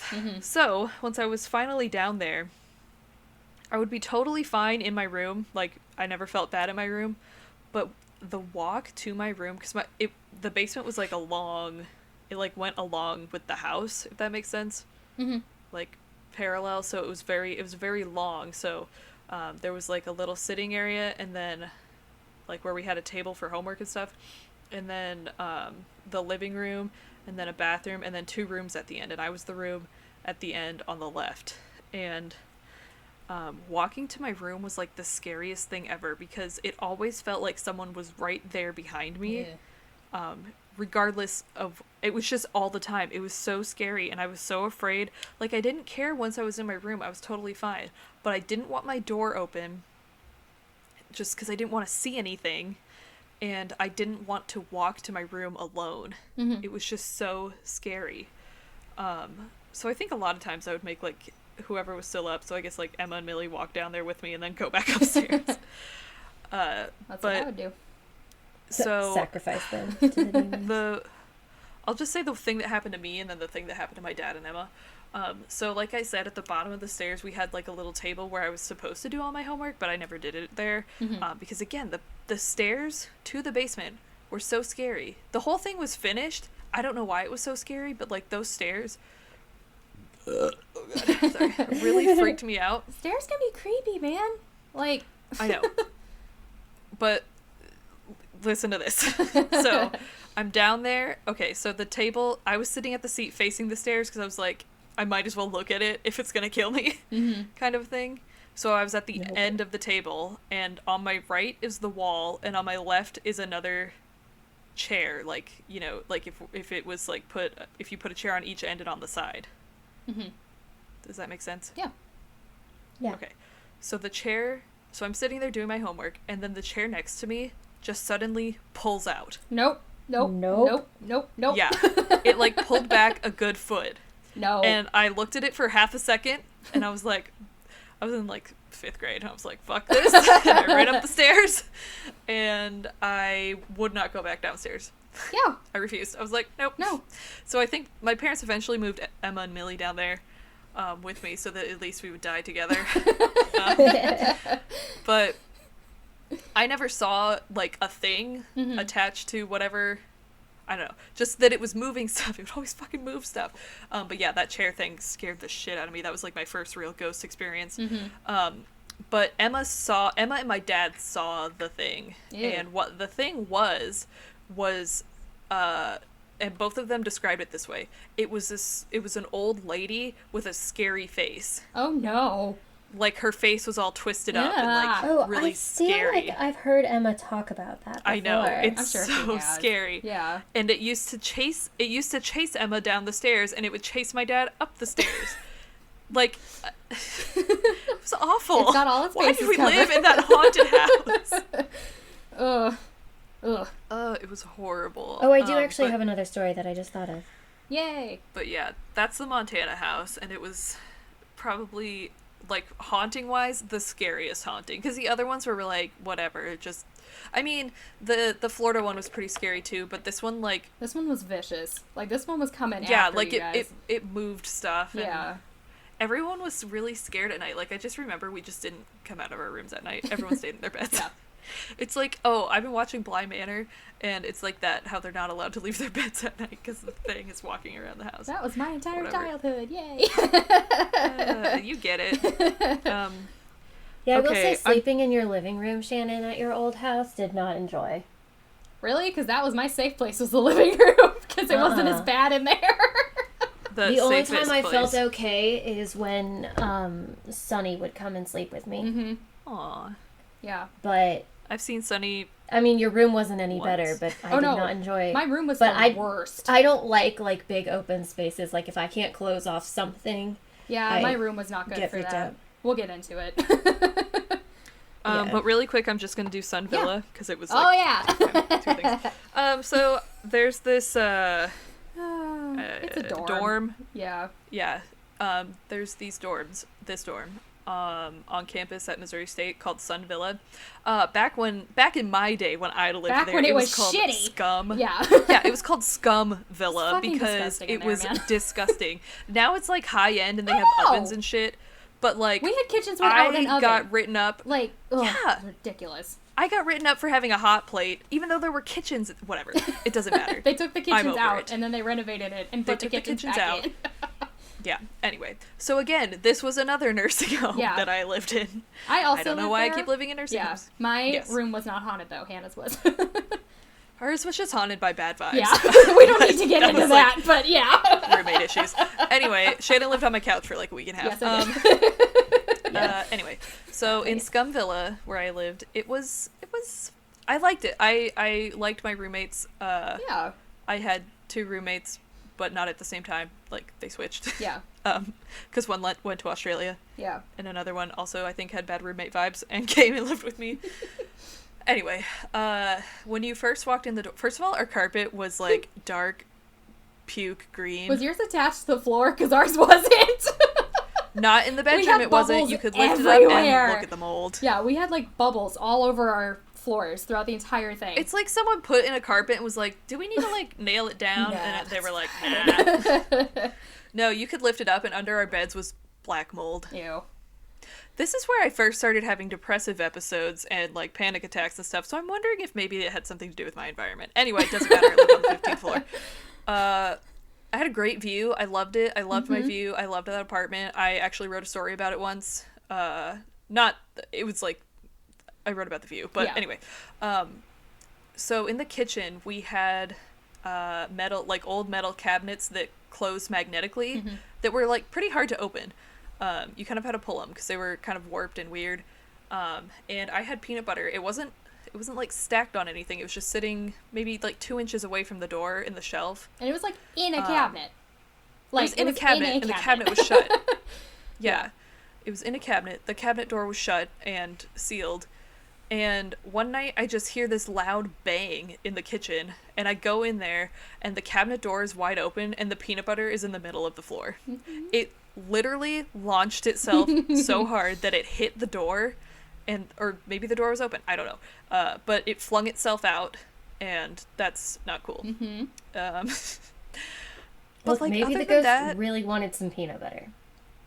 okay, but like, ask. Didn't Also, I'll bleep his name, but didn't live in that unit before you did, and he said it was really yes, he fucking did. haunted. And he said it was haunted too. Yeah. It was very strange because there was no one on either side of us. We were supposed to have neighbors, but no one ever lived in that one next to us, and no one lived. There was like a study room on the other side of us, so we were like isolated from everybody else. And it was just a very weird apartment. Like, I really liked it. I really loved living there. Yeah. But it had some weird vibes Yeah, sometimes. that building was and it just- wasn't always. Like, sometimes it would be great. Like, we used to build, like, pillow forts, and we had a Yeah. Christmas tree up year-round. Yeah. And it was great. And it had, like, 14-foot ceilings and stuff. Yeah. Which was really nice. But also the floor was literally mold lava. Yeah. And I don't know. And was a trip There was hazard. only one bathroom. Yeah. It was bad news. Yeah. Anyway, It's not good. no. All right, Shelby, do you want to tell yours? Sure. Okay, so this isn't necessarily like a paranormal experience. It's just kind of like a freaky thing that happened. Hold on, I gotta open a drawer really quick, so it's maybe kind of... Yep, there goes my whole computer. Oh, God. Okay, go for it. You good? I'm done. Okay. Okay. Okay, so a couple years back, me and my friend Lindsay and my friend Katie, Lindsay and Katie are sisters, we took like a weekend trip to Gatlinburg. I And love that place. yeah, it was fun. And like we all like spooky things. I mean, they're like us or whatever. That was actually the weekend that you watched my dogs, Hannah. Oh. When I was like last minute, like I need someone to watch the dog.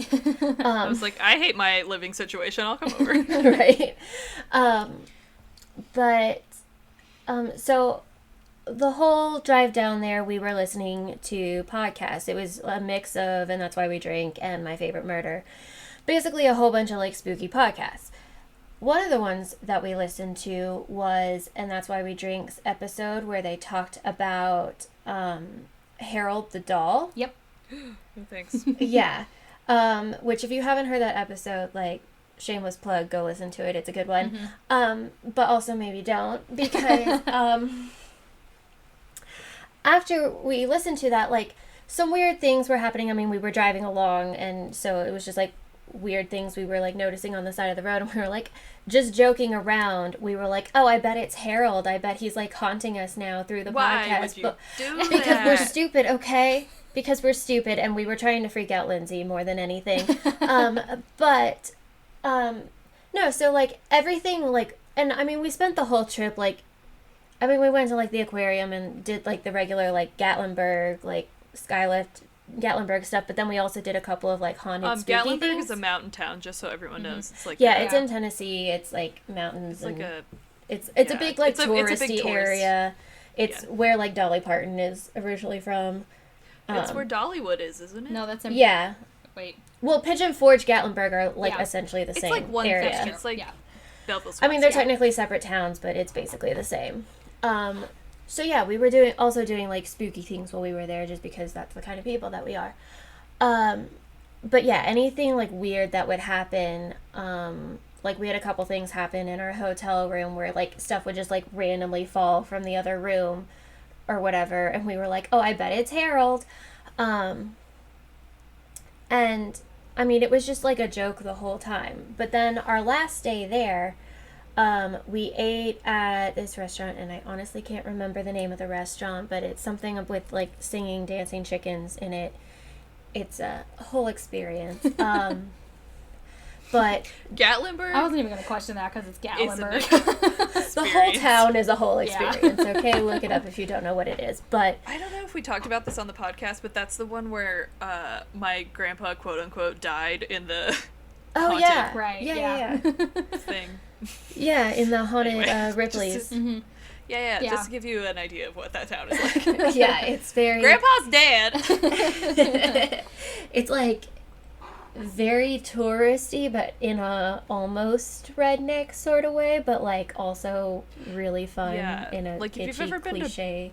I don't know. Just imagine Dolly Parton as a whole town, okay? But it's kind of not as fun because Dolly Parton's an angel and I love Gatlinburg her. is kind of terrifying sometimes.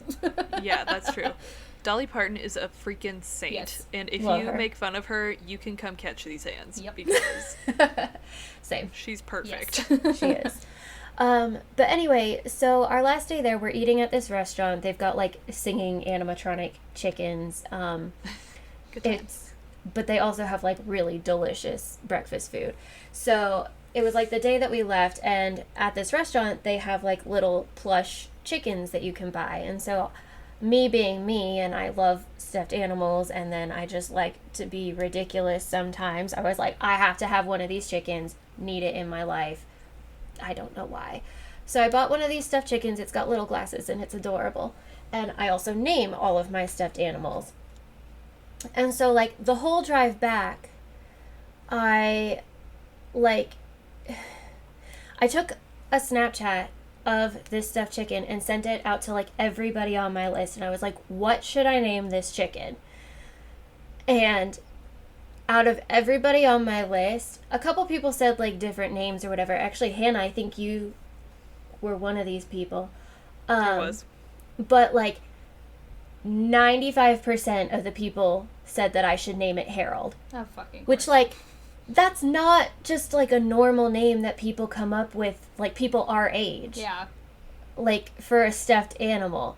And then Hannah, you said a different name at first, and I kind of like explained the story a little bit, and you were like, holy shit, my first thought was Harold, and then I was like, nah, I shouldn't say that. And so you said, I wonder, did we save that conversation? I don't know. I think it was on If we Snapchat. did, it's like definitely 2 on years Snapchat. back on Snapchat, but I'm gonna look. yeah, look and see if it's there.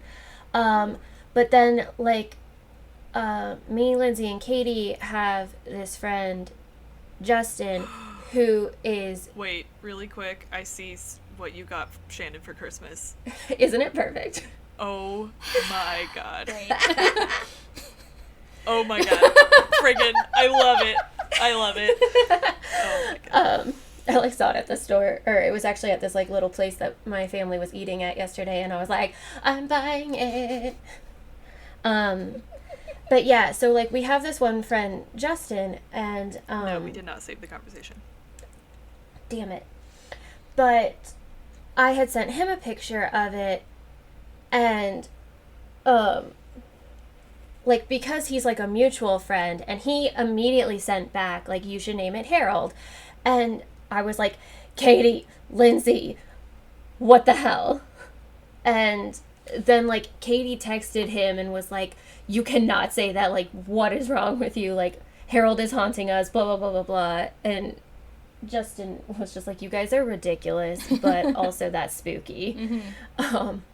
But I don't know, it was just weird that like this whole weekend we were like joking around that Harold the doll was haunting us, and then I get this stuffed chicken and like everyone told me to name him Harold. I don't know.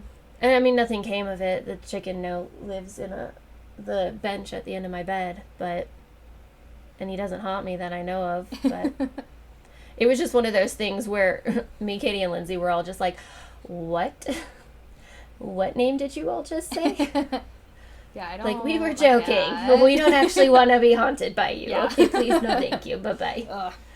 Yeah, I don't like that. Also, really? the store I work at the mall is haunted, and we named her Annabelle, but that's just a store ghost. Yeah. Kimberly fun. just sent me a text that says, okay, it says Tall Tales versus Satyr, but it's spelled Tails, Tails, versus, I think she meant satire, Ah. Satir. And she's like, no need for extra information other than the fact that this is extra credit. Would you call it Renaissance? What? What does that mean? What? I don't understand. So I said, a tall tale is like a legend or an old wives' tale, and satire is like a hyperbolic joke about something. Yeah. What? I don't know what she wants. Oh, man. I don't know. Oh my goodness. I don't know what you Okay. want. Oh, man. I'm so confused. And Would now you call we've it got a renaissance? No, I wouldn't. about 20 minutes until my family Oh, is God. home, and it gets really loud in my house. so- Okay. Okay. So the only thing I have left is my super haunted house. This is gonna take me a minute. Like, just That's yeah. fine. Okay. And like you guys know, I over-explain everything. That way, I don't have to answer questions later. Is basically how I do literally everything all the time. So Yes. y'all are gonna get more detail than you need, but I still think it's necessary. So, yeah. So I lived in this house from 2002 until 2014-ish.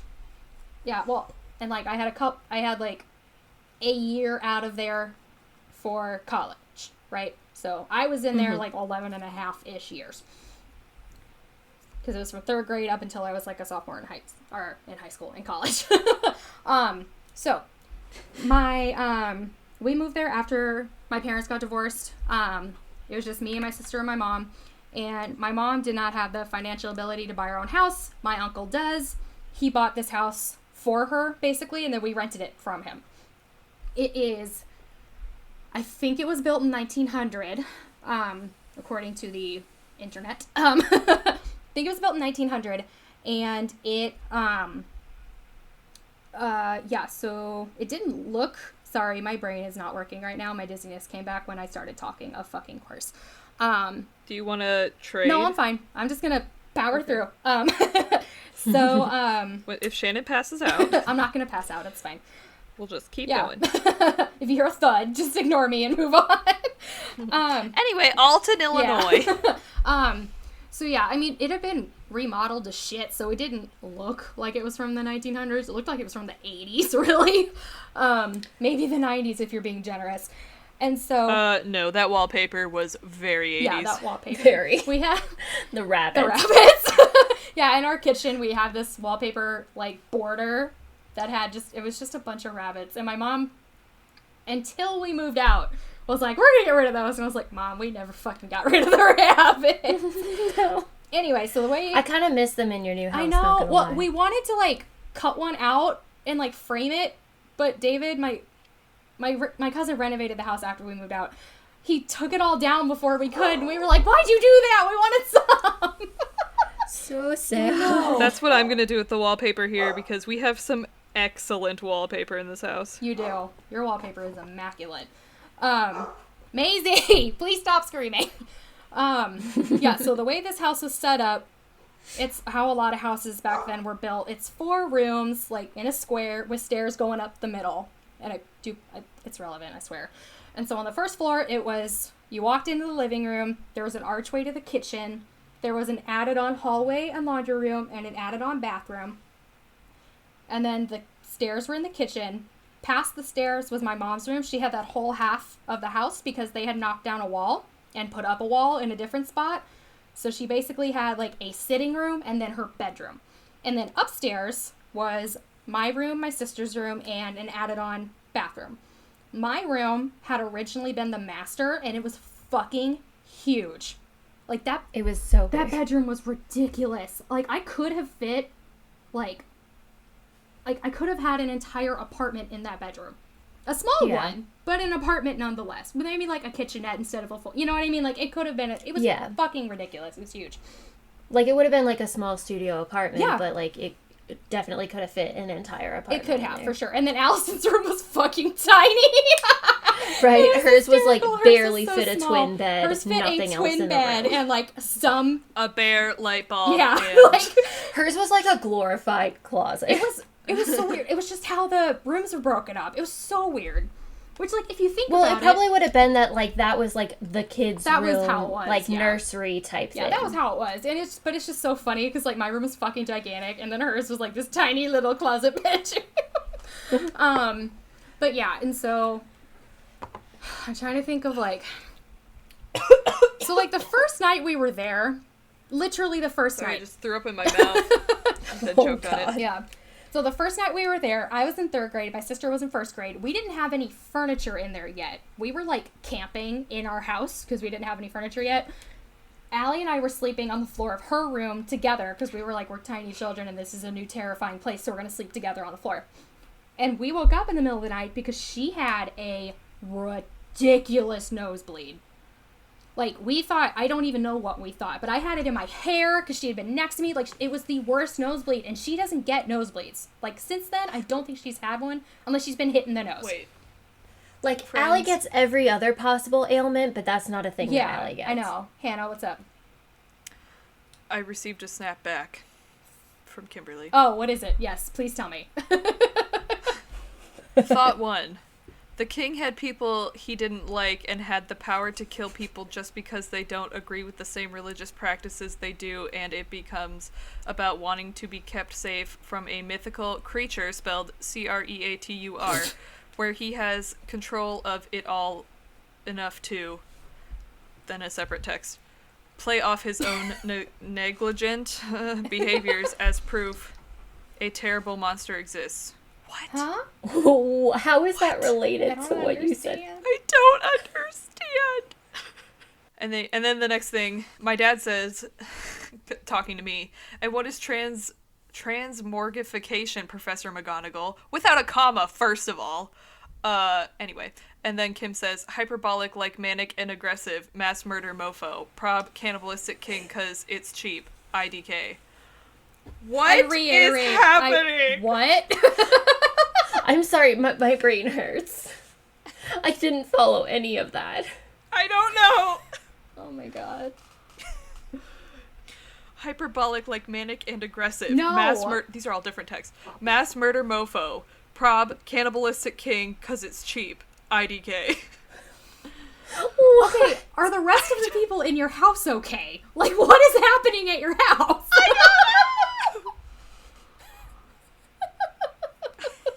I think my whole family is having a stroke. Oh my god.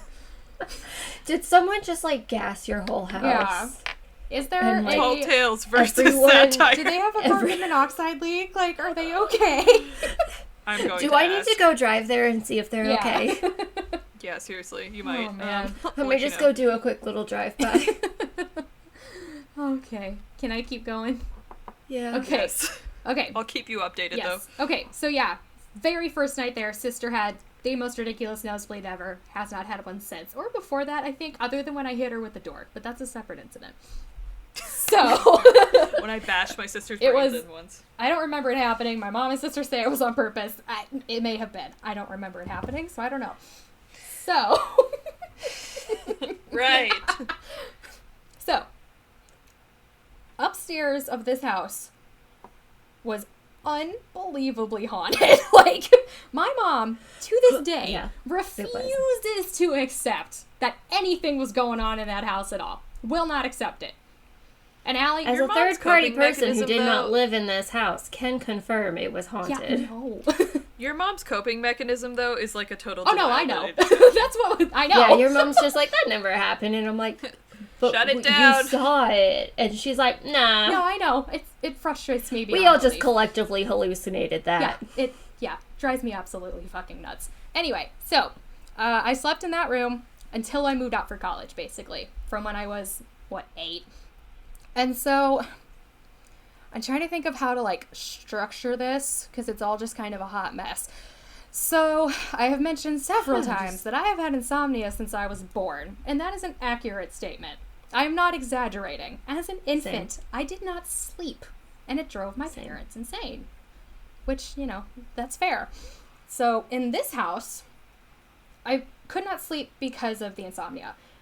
I also could not sleep because every single night I would have nightmares. And there's also just a general feeling of dread throughout the entire house, which Shelby can for sure attest to. Hannah, I think you were in my house like twice. Because I didn't have people the only over. dread I had was when your little shithead cat tried to climb That on was my leg. Sheldon. Yeah. Yeah, because... Wait, did Hannah get to meet Phil? Oh, no. Well, No. no, because No.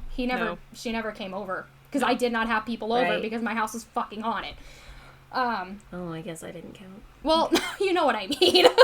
Like, by I'm that kidding. point, I was like, other people... Shelby, you are a ghost, so get over it. Well, plus, like, other people had, like, nicer houses, and we're like, why don't we go to the nice house and not the haunted one?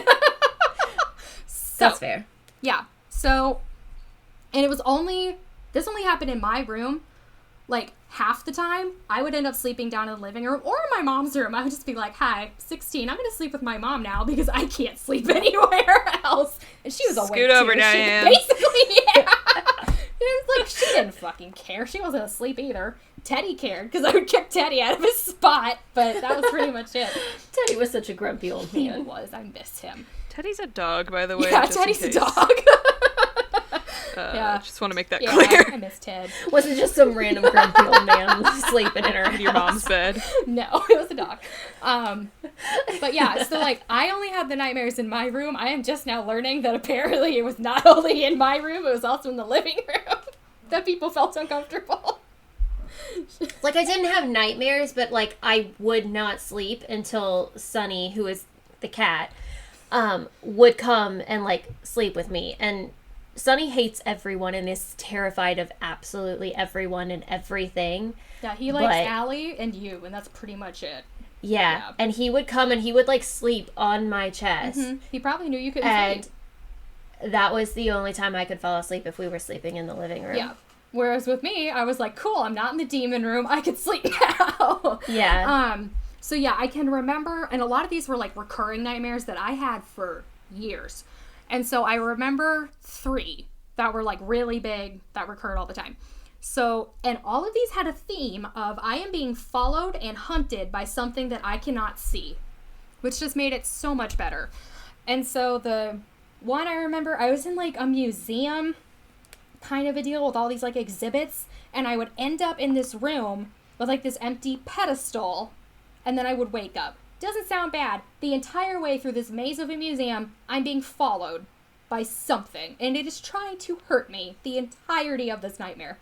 So No, don't. I had that. The other one was there was like this pink like dollhouse kind of a thing. Same fucking thing. I would just go through this house and try to get out, and I would be followed the entire time. So this last one. Yikes. So, do I need, I think, I'll explain it. So, Freiburg, which is the town, 90% of this town, the homes are built on top of mine shafts. Mm-hmm. It's not even an exaggeration. Like people's No, basements. like everybody in the town has to have mine subsidence insurance because you never know when the mine is going to collapse and your house might fall into a hole. Yeah, they had to, I don't remember when this happened, so I don't remember if y'all were living there at the time. They had to physically pick up and move a house because it was about to fall into a mine shaft. Well, like, my neighbor right now, like, their house, the whole back half of it has sunk, like, a good 3 or 4 feet because the mine underneath theirs is, like, starting to collapse. And then, like, someone back in one of the back neighborhoods on the other side of town, By like, the back park? behind Motomart. Yeah. Yeah, back by the back park. there. There's... I know someone when we were in middle school, like, their entire house just, like, fell into a hole. Yep. I don't remember who it was, but yeah.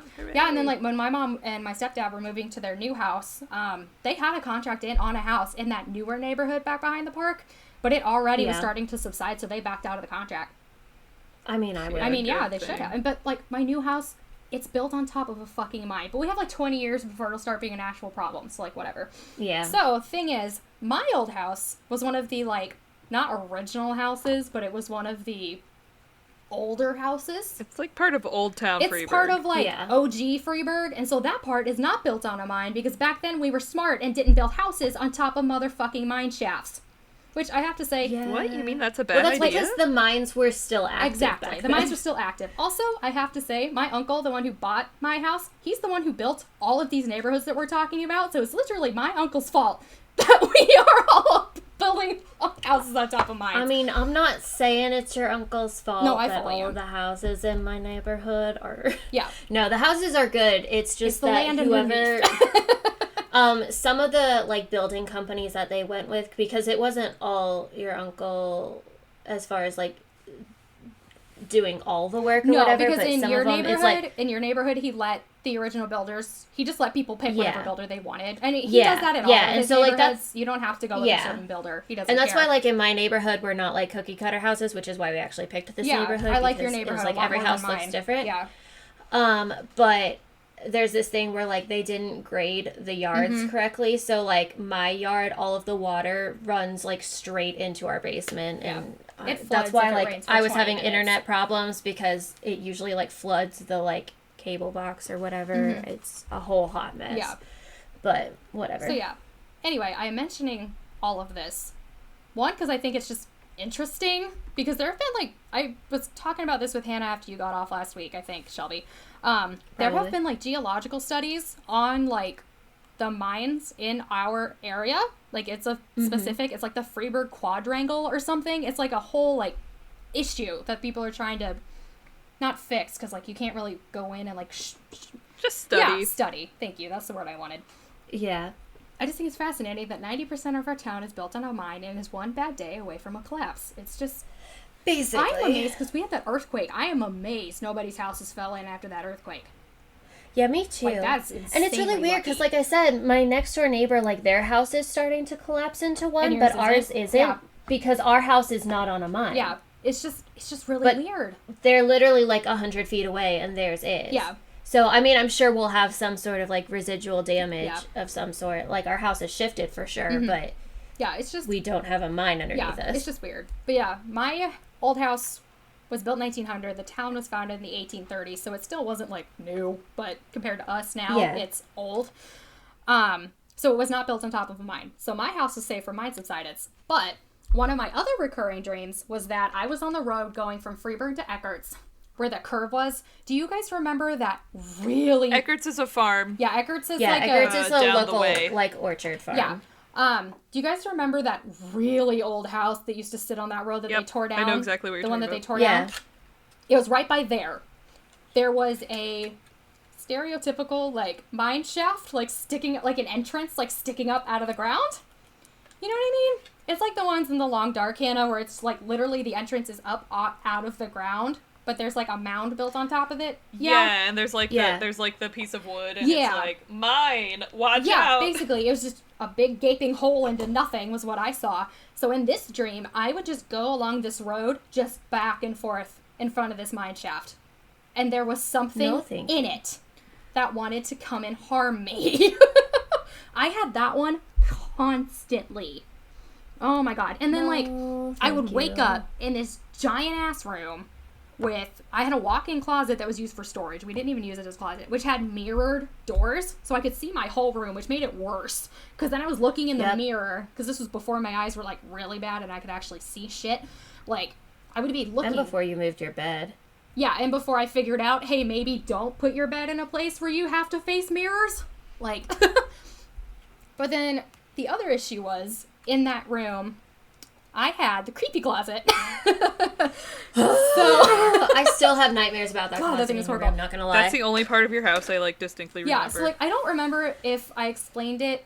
I think I've explained it before, but it may have been cut, so I'm just going to re-explain it. So, Yeah, please. this house was, the second floor was, like, built into the roof. So I had, like, sloped ceilings and then a wall. But then if you had gone past the wall, there's still, like, space in there between, like... It's like a crawl space. It's a crawl space between, like, the wall and the roof or whatever. So I had a crawl space with, like, it was, like, a roughly normal-sized door. It was really narrow, but it was, like, my height, which, like, isn't, like, a tall door. Yeah, it was like a 5 foot tall yeah, door. like, I didn't have to essentially. duck too much to get in there. I wouldn't call that normal Okay, it's normal size. for me. As a tall gal. It's normal for Some me. of us are short, Yeah. Hannah, okay? And so, Some of us are really yeah, tall. you would go into it, you faced a wall, and then if you went to the left, you were in this, it ran the length of the house, this crawl space, which was fun because I would sometimes go in there and, like, knock on Allie's wall to scare her. She didn't like Again, that. Mean Okay. big sisters. She didn't like that, but I only did it once before she figured out that it was me, so it didn't last very long, but that one time was a hoot and a half, let me tell you. So that door opened itself constantly. I would leave the room, I would come back, and that door would be wide open. And it wasn't like, because for a little bit I was like, maybe the cat's opening it, but it was like a knob, you know, it wasn't a handle, so there was nothing for him to grab onto, and none of the cats knew how to open up a doorknob.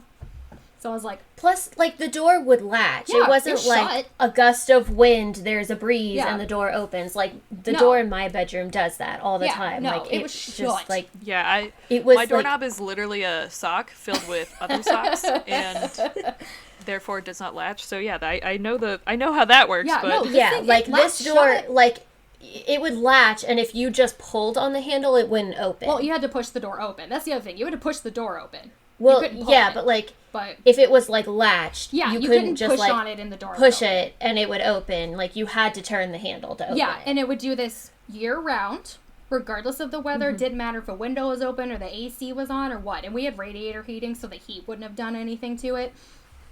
But this door would just open constantly. I would just come back upstairs and be like, okay, demon hole's back open. Fantastic. This is great. Right, and it was, like, half the time that it was open, it was just, like, this big gaping black hole. Yeah, because, like, in your there's no wall. light in there. Yeah. Yeah, so eventually I bought a, like, room divider screen and just stuck it in front of it because I was like, I can't deal with this anymore. Like, I can't get it to stop. I don't want to see it anymore. This is the best I can do. But see, the thing is, that wall and the wall with the mirrors were, like, perpendicular to each other. So I either had to sleep on the same wall as the creepy closet or sleep facing, like, the mirrors. And because of the way my room was set up, there was, like, nowhere else for me to put my bed. It was horrible. Yep.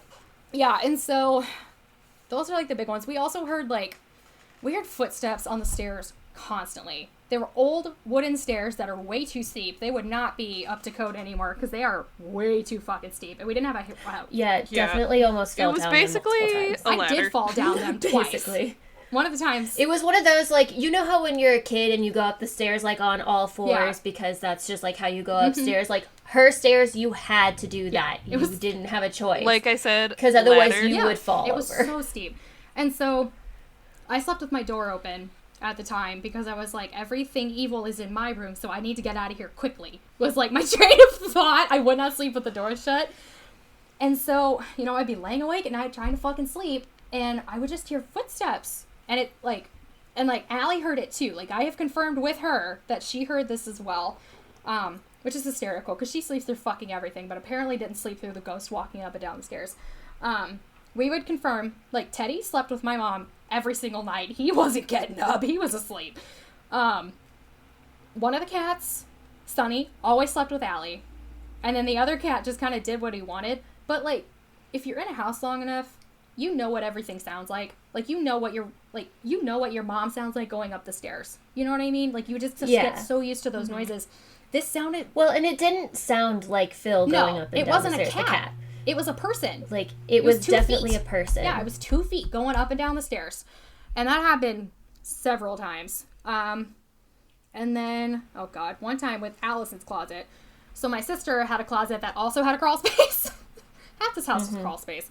And so, through a wide variety of reasons that I don't really want to get into, we had a babysitter and like 6 other children in our house one summer, like the entire summer. And so... my house. Basically, yeah. I don't remember where I was, but all of a sudden, my sister and her friend, they were in Allie's room playing a video game on her little PlayStation TV thing, and, they come flying down the stairs. I don't think Allison's feet actually touched the stairs. She just floated down out of fear, and we were like, what are you doing? Like, what happened? And they were like, something's in her closet. And we were like, what are you talking about? Something's in her closet. And they were like, something is rattling the door of her closet. And it was like a kind of an accordion door kind of a thing where it like folded into itself. It was a wooden foldy door, basically.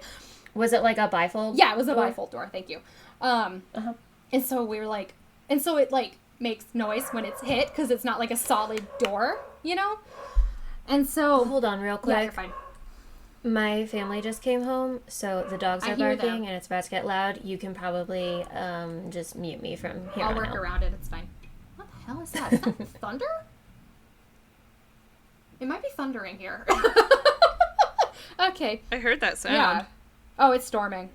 I can't see outside. Like, it's storming, so yes, that is thunder. Okay, so yeah, they heard something on the closet door from the inside. And we were like, okay, cool. We thought it was an animal. Because, like, we did have an attic up above that, and we were like, maybe something somehow fell in through the attic into Allison's closet, or it came in through the crawl space. Like, we don't know. It's an old house. There's holes everywhere. We don't know what the fuck is going on.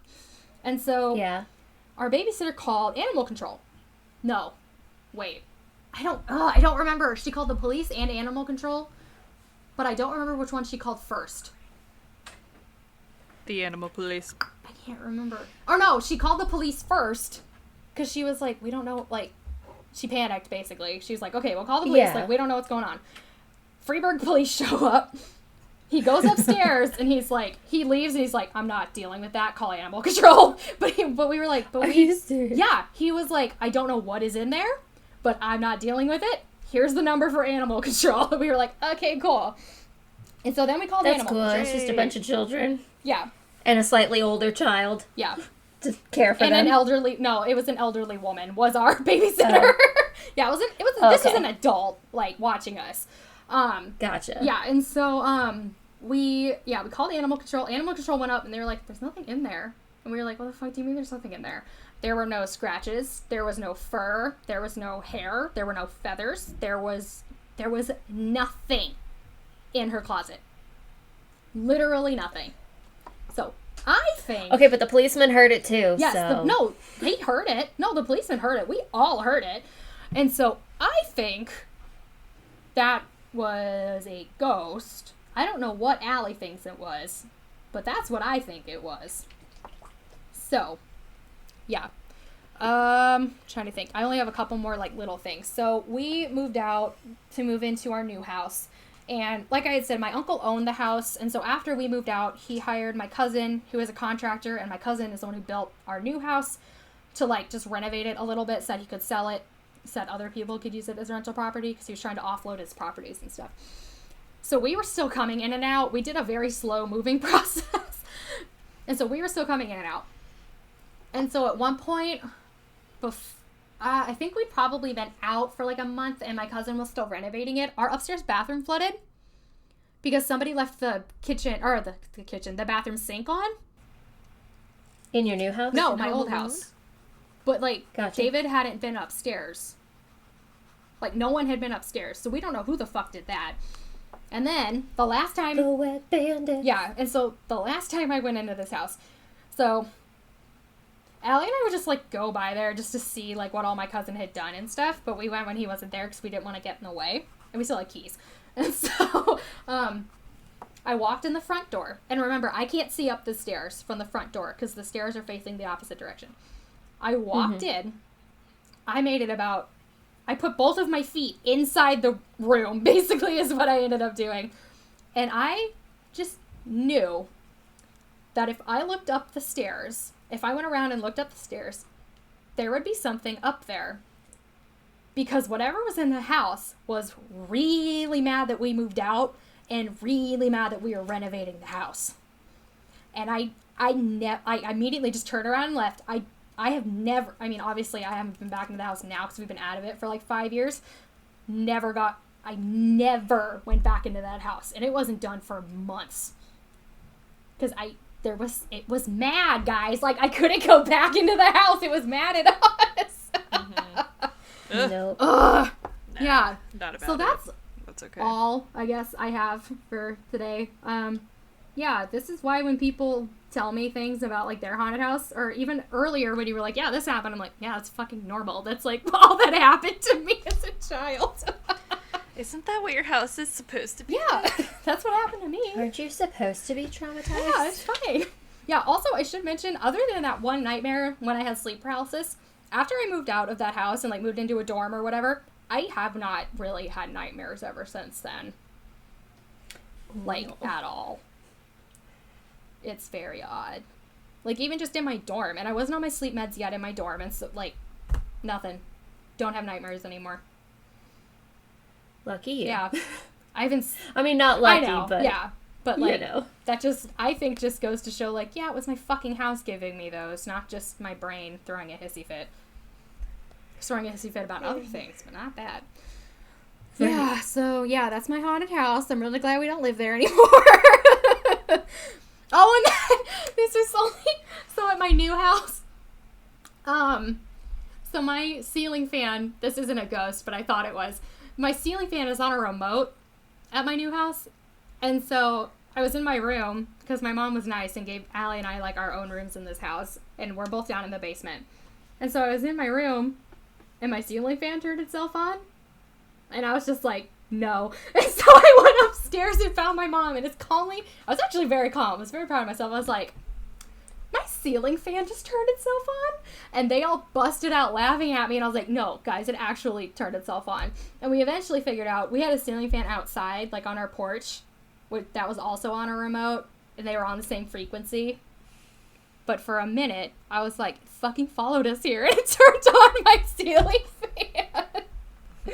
Ugh, that was horrible. But yeah, that's all I have. So, yay! I don't have anything else. Yeah. All right, Huna. You got anything else? Yeah, I have one really quick one. Okay. I used to teach Sunday school in a haunted convent. Yeah. That's pretty much the gist of it. The worst part of it was the 5th and 6th grade boys who would not stop literally stabbing each other with pencils under the table. I was alone in the convent with 12 kids, and, like, everyone else had 3 kids per class. I was like, why did they do this to me? Anyway, they were horrible. The next one, Alton, we sort of already talked about it with Morgan, but the time I went there with Ashley, we we talked about that Unitarian church. Not a lot happened. I don't know. We had like creepy feelings and stuff, but Did we? when sorry, we were in the super church, quick, did we explain like Alton like as an entity? Alton is a town in Illinois that is haunted AF. It's like so fucking haunted. literally everything there is It's haunted. also where Phyllis Schlafly lived, so there's that. It's also where wasn't there a Lincoln Douglas debate there? I think so, yeah. Pretty sure there Yeah. was. Lincoln stayed there. There's a ghost at one of the hotels there that is just a floating butt. I'm not even kidding. Look it up. I forget what it's called, but it's just a Hang butt. on, I am looking it up. It's an Alton. Alton. You can't go there for the ghost tour. I don't know if it's still a thing, but yeah, it's just a butt. But the places they take you on this tour, it's not a ghost tour, actually. It's a history tour, which is great. The internet is so they not... talk about... Oh, here we go. Continue, I may have found it. It's a thing. So they tell you all these different things. So like in 1993, there was a big flood. There's an old Confederate jail there that is kind of like what Morgan was saying, kind of turned into a mass grave sort of a deal for like cholera patients also. There's a stop on the Underground Railroad, which was also a sanatorium, which makes it double extra haunted. Let's see. Oh, and then there's this Unitarian church. So it started off as a Catholic church, and then it burnt to the ground, and so the Unitarians bought the land and then built a Unitarian church there. And then the pastor there, I don't know what the time frame for this is, because I went on that tour like, I don't know. It was a while ago. 10 years ago. Yeah. A long time ago. But the pastor ended up hanging himself in one of the rooms, and it's really weird because he bought two ropes. One rope was like this really awful coarse rope, and one was this really soft nice rope, and he used the coarse rope. So people are like, Ew. what was that about? I don't like that. I know I don't it's know really what else creepy. to say other than ew. I don't like I know, it's weird. And then they were telling us stories. So like one time a woman was there doing the dishes after like a church dinner or whatever, and she was alone, and there were people like talking to her, and she noped out of there real quick.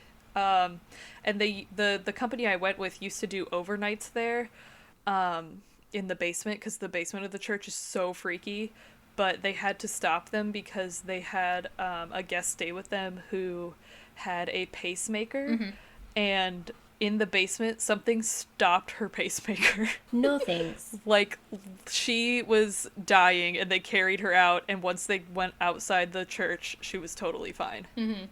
So anyway, when we were there, it was probably like, it was close to like 9 or 10 at night at this point. No, it had to be later because it was summer and it was dark. So yeah, 10 or 11. Yeah. And Ashley and I were sitting in the very front pew on the left-hand side of the church, which does matter. So the guide is like this old man, and he's walking around and telling us stories and stuff. And they split the group in two to go through this church. So the first group had already gone through and left, and they were outside waiting for us.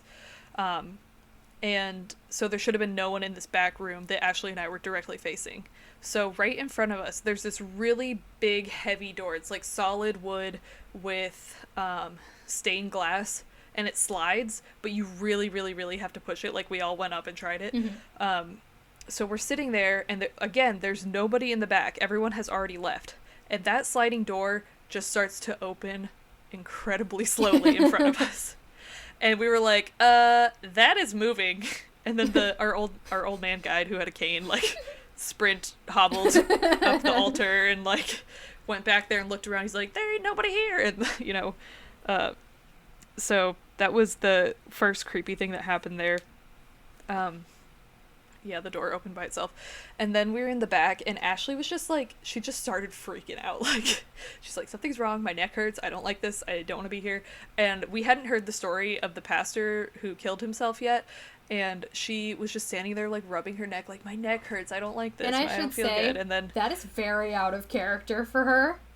She Yeah, doesn't freak Ashley is, out. like- She is the most calm person She's like the most calm, cool, collected. out of like, everyone I've she's ever a little met. cucumber. Yeah, so she was like, can we step out? Can we leave? And the guy was like, yeah, and right where that young lady's standing is where he killed himself. And we were like, well, fuck That's that. why. And then we left.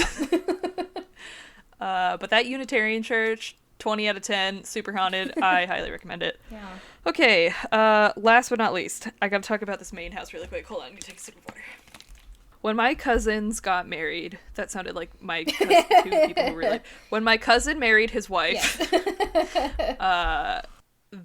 we all rented, like my parents and my aunt and uncle rented a house up near Bar Harbor in Maine. And we stayed there for a couple of weeks over the summer. And it was this really, really cool house. You could see the ocean, well, you could see the bay from it. Not the ocean. It was ocean water, whatever. Doesn't matter. You could see like lighthouses and stuff. It was really cool. It was like, it might have been 200 years old. It was very old. But since it's way up north, well, honestly, though, if you're from Maine, that's like the middle of Maine, so not really that far up north to them. It was all warped. Like, when you walked down the hallway, you kind of got a little bit seasick because you were going up and down and side to side because it was just so old and weird. But it had like 9 rooms or something like that. It was huge. It was really big. Like, everyone had their own room pretty much. But there... where was I going with this? I'm trying to remember all the things that happened. Oh, and it had an attached barn because a lot of houses up north in New England have the barn attached so that you didn't have to like walk out in the snow to make sure your cows weren't dead. So that's kind of how my house is too. My barn is technically attached to my house. Anyway, so the first thing that happened was I brought my Polaroid camera with me, and we were playing like. Have you guys ever played Sardines? No. Yeah. I don't think I have. It's like reverse hide and go seek. Like when there's one hider and when you find them, you hide with them. Yeah. Yeah. I have not so played we were that, playing but Sardines and we were I just. know what it is. I just haven't played it. Yeah, it's basically reverse hide and go seek. And also, yeah, anyway. So we were all playing that because I was the oldest cousin there besides the married couple. And I was like, all right, children, you need to be entertained. So I was like, just playing around with them and stuff. After we had tired ourselves out with that, my cousin Morgan, oh yeah, she was just here. Morgan had a friend with her. And I gotta dig this Polaroid up. I was just taking pictures of them in their room, just being silly and stuff. I took 2 pictures in a row. No, I took 1 picture, and then I looked at it when it developed. And there was this huge ass orb in front of Morgan's face. Ew. And then I was like, what? No. So I was like, everyone go back to exactly where you were when I took this picture. So we put everyone back because it was like Morgan on the bed and like her friend Marie like next to her or something. And I took the picture again, nothing. And I know a lot of times it's like dust particles and stuff, but that house was very clean. Mm-hmm. Like I know it's old, but there wasn't like a ton of dust, and it was right in front of her face, which was really weird. Mm-hmm. I don't know. There were also these paintings in all the rooms of like weird children. I don't know, like in my mom's room there's just like a painting of a baby. It was very disturbing. I don't know, I just thought of that. Mm-hmm. Actually, Morgan and Marie took their painting off of their wall and put it in the closet because it was so freaky. I don't even remember what theirs was. Okay, sorry, I just thought of something super duper quick with my old house. So, like, y'all know, and they've made fun of me for it. I don't watch anything remotely scary, ever. Partially because I have anxiety and I don't want to make that worse, but partially because when I was growing up, we wouldn't watch horror movies because we didn't want to give the ghosts any ideas. I don't know why that made me think of that, but it did. It just didn't seem like a good idea to, like, risk it. Oh. There's a painting of Teddy Roosevelt in the garage. I just thought of that. It was, like, over the garbage cans. In your current house? No, in that main house.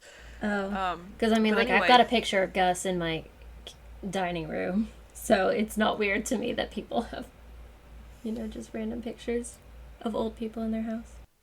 It was just a painting of Teddy Roosevelt. Anyway, so one night my aunt and I were down in the kitchen, or like in the dining room actually, and we were just standing there chatting, and I think we may have been chatting about how creepy the house was at night. That's what I mean. You can't tempt it. I know. I was like, wow, it's just so spooky down here. And then we'd look over, and the cabinet doors to, like, the china cabinet just open real big, real fast. I do remember this. Yes, I remember. And we looked at each other, and we were like, no. And then we both ran upstairs. You were, like, live tweeting your experience at this house to us on the Townies group chat. It was so scary. Yeah. It was just, all of a sudden, the cabinet doors just, like, flew open. And we were both like, no thank you. Bye. Good night. And then the last thing that happened, and I know this was just the wind, probably. You never know. But we had, like, a bad storm one night. And, you know, maybe it wasn't. I don't know. It still really scares me. But I was sound asleep. And I woke up to my door opening and closing, like banging open and shut. And I couldn't figure out how it had done that because I put like a huge ass conch shell in front of it, like heavy, like really heavy. But it was flinging open and shutting, like just smashing open and shut. And thank God that my dad decided that that was the night he was going to sleep on the Three Seasons porch. Mm-hmm. So he was like out on a bed on the porch. And I crawled in with my mom, even though I was like 23. I get it, dude. Like, I'm so scared. I was so scared. It was awful. Anyway, it was a really cool house, though, and I would love to go back. Mm-hmm. It was actually on or near Deer Island, not actually Bar Harbor. We were kind of far away from Bar Harbor. Bahaba. Anyway, Maine is haunted. The whole state. I live in the... Actually, I'm not going to say. My town was settled in 1633. There we go. I was like, in 1933, Hannah? Really? Yeah. It's so old. It's like almost 100. Oh man. All right. Okay. Was that everybody get all their stories out?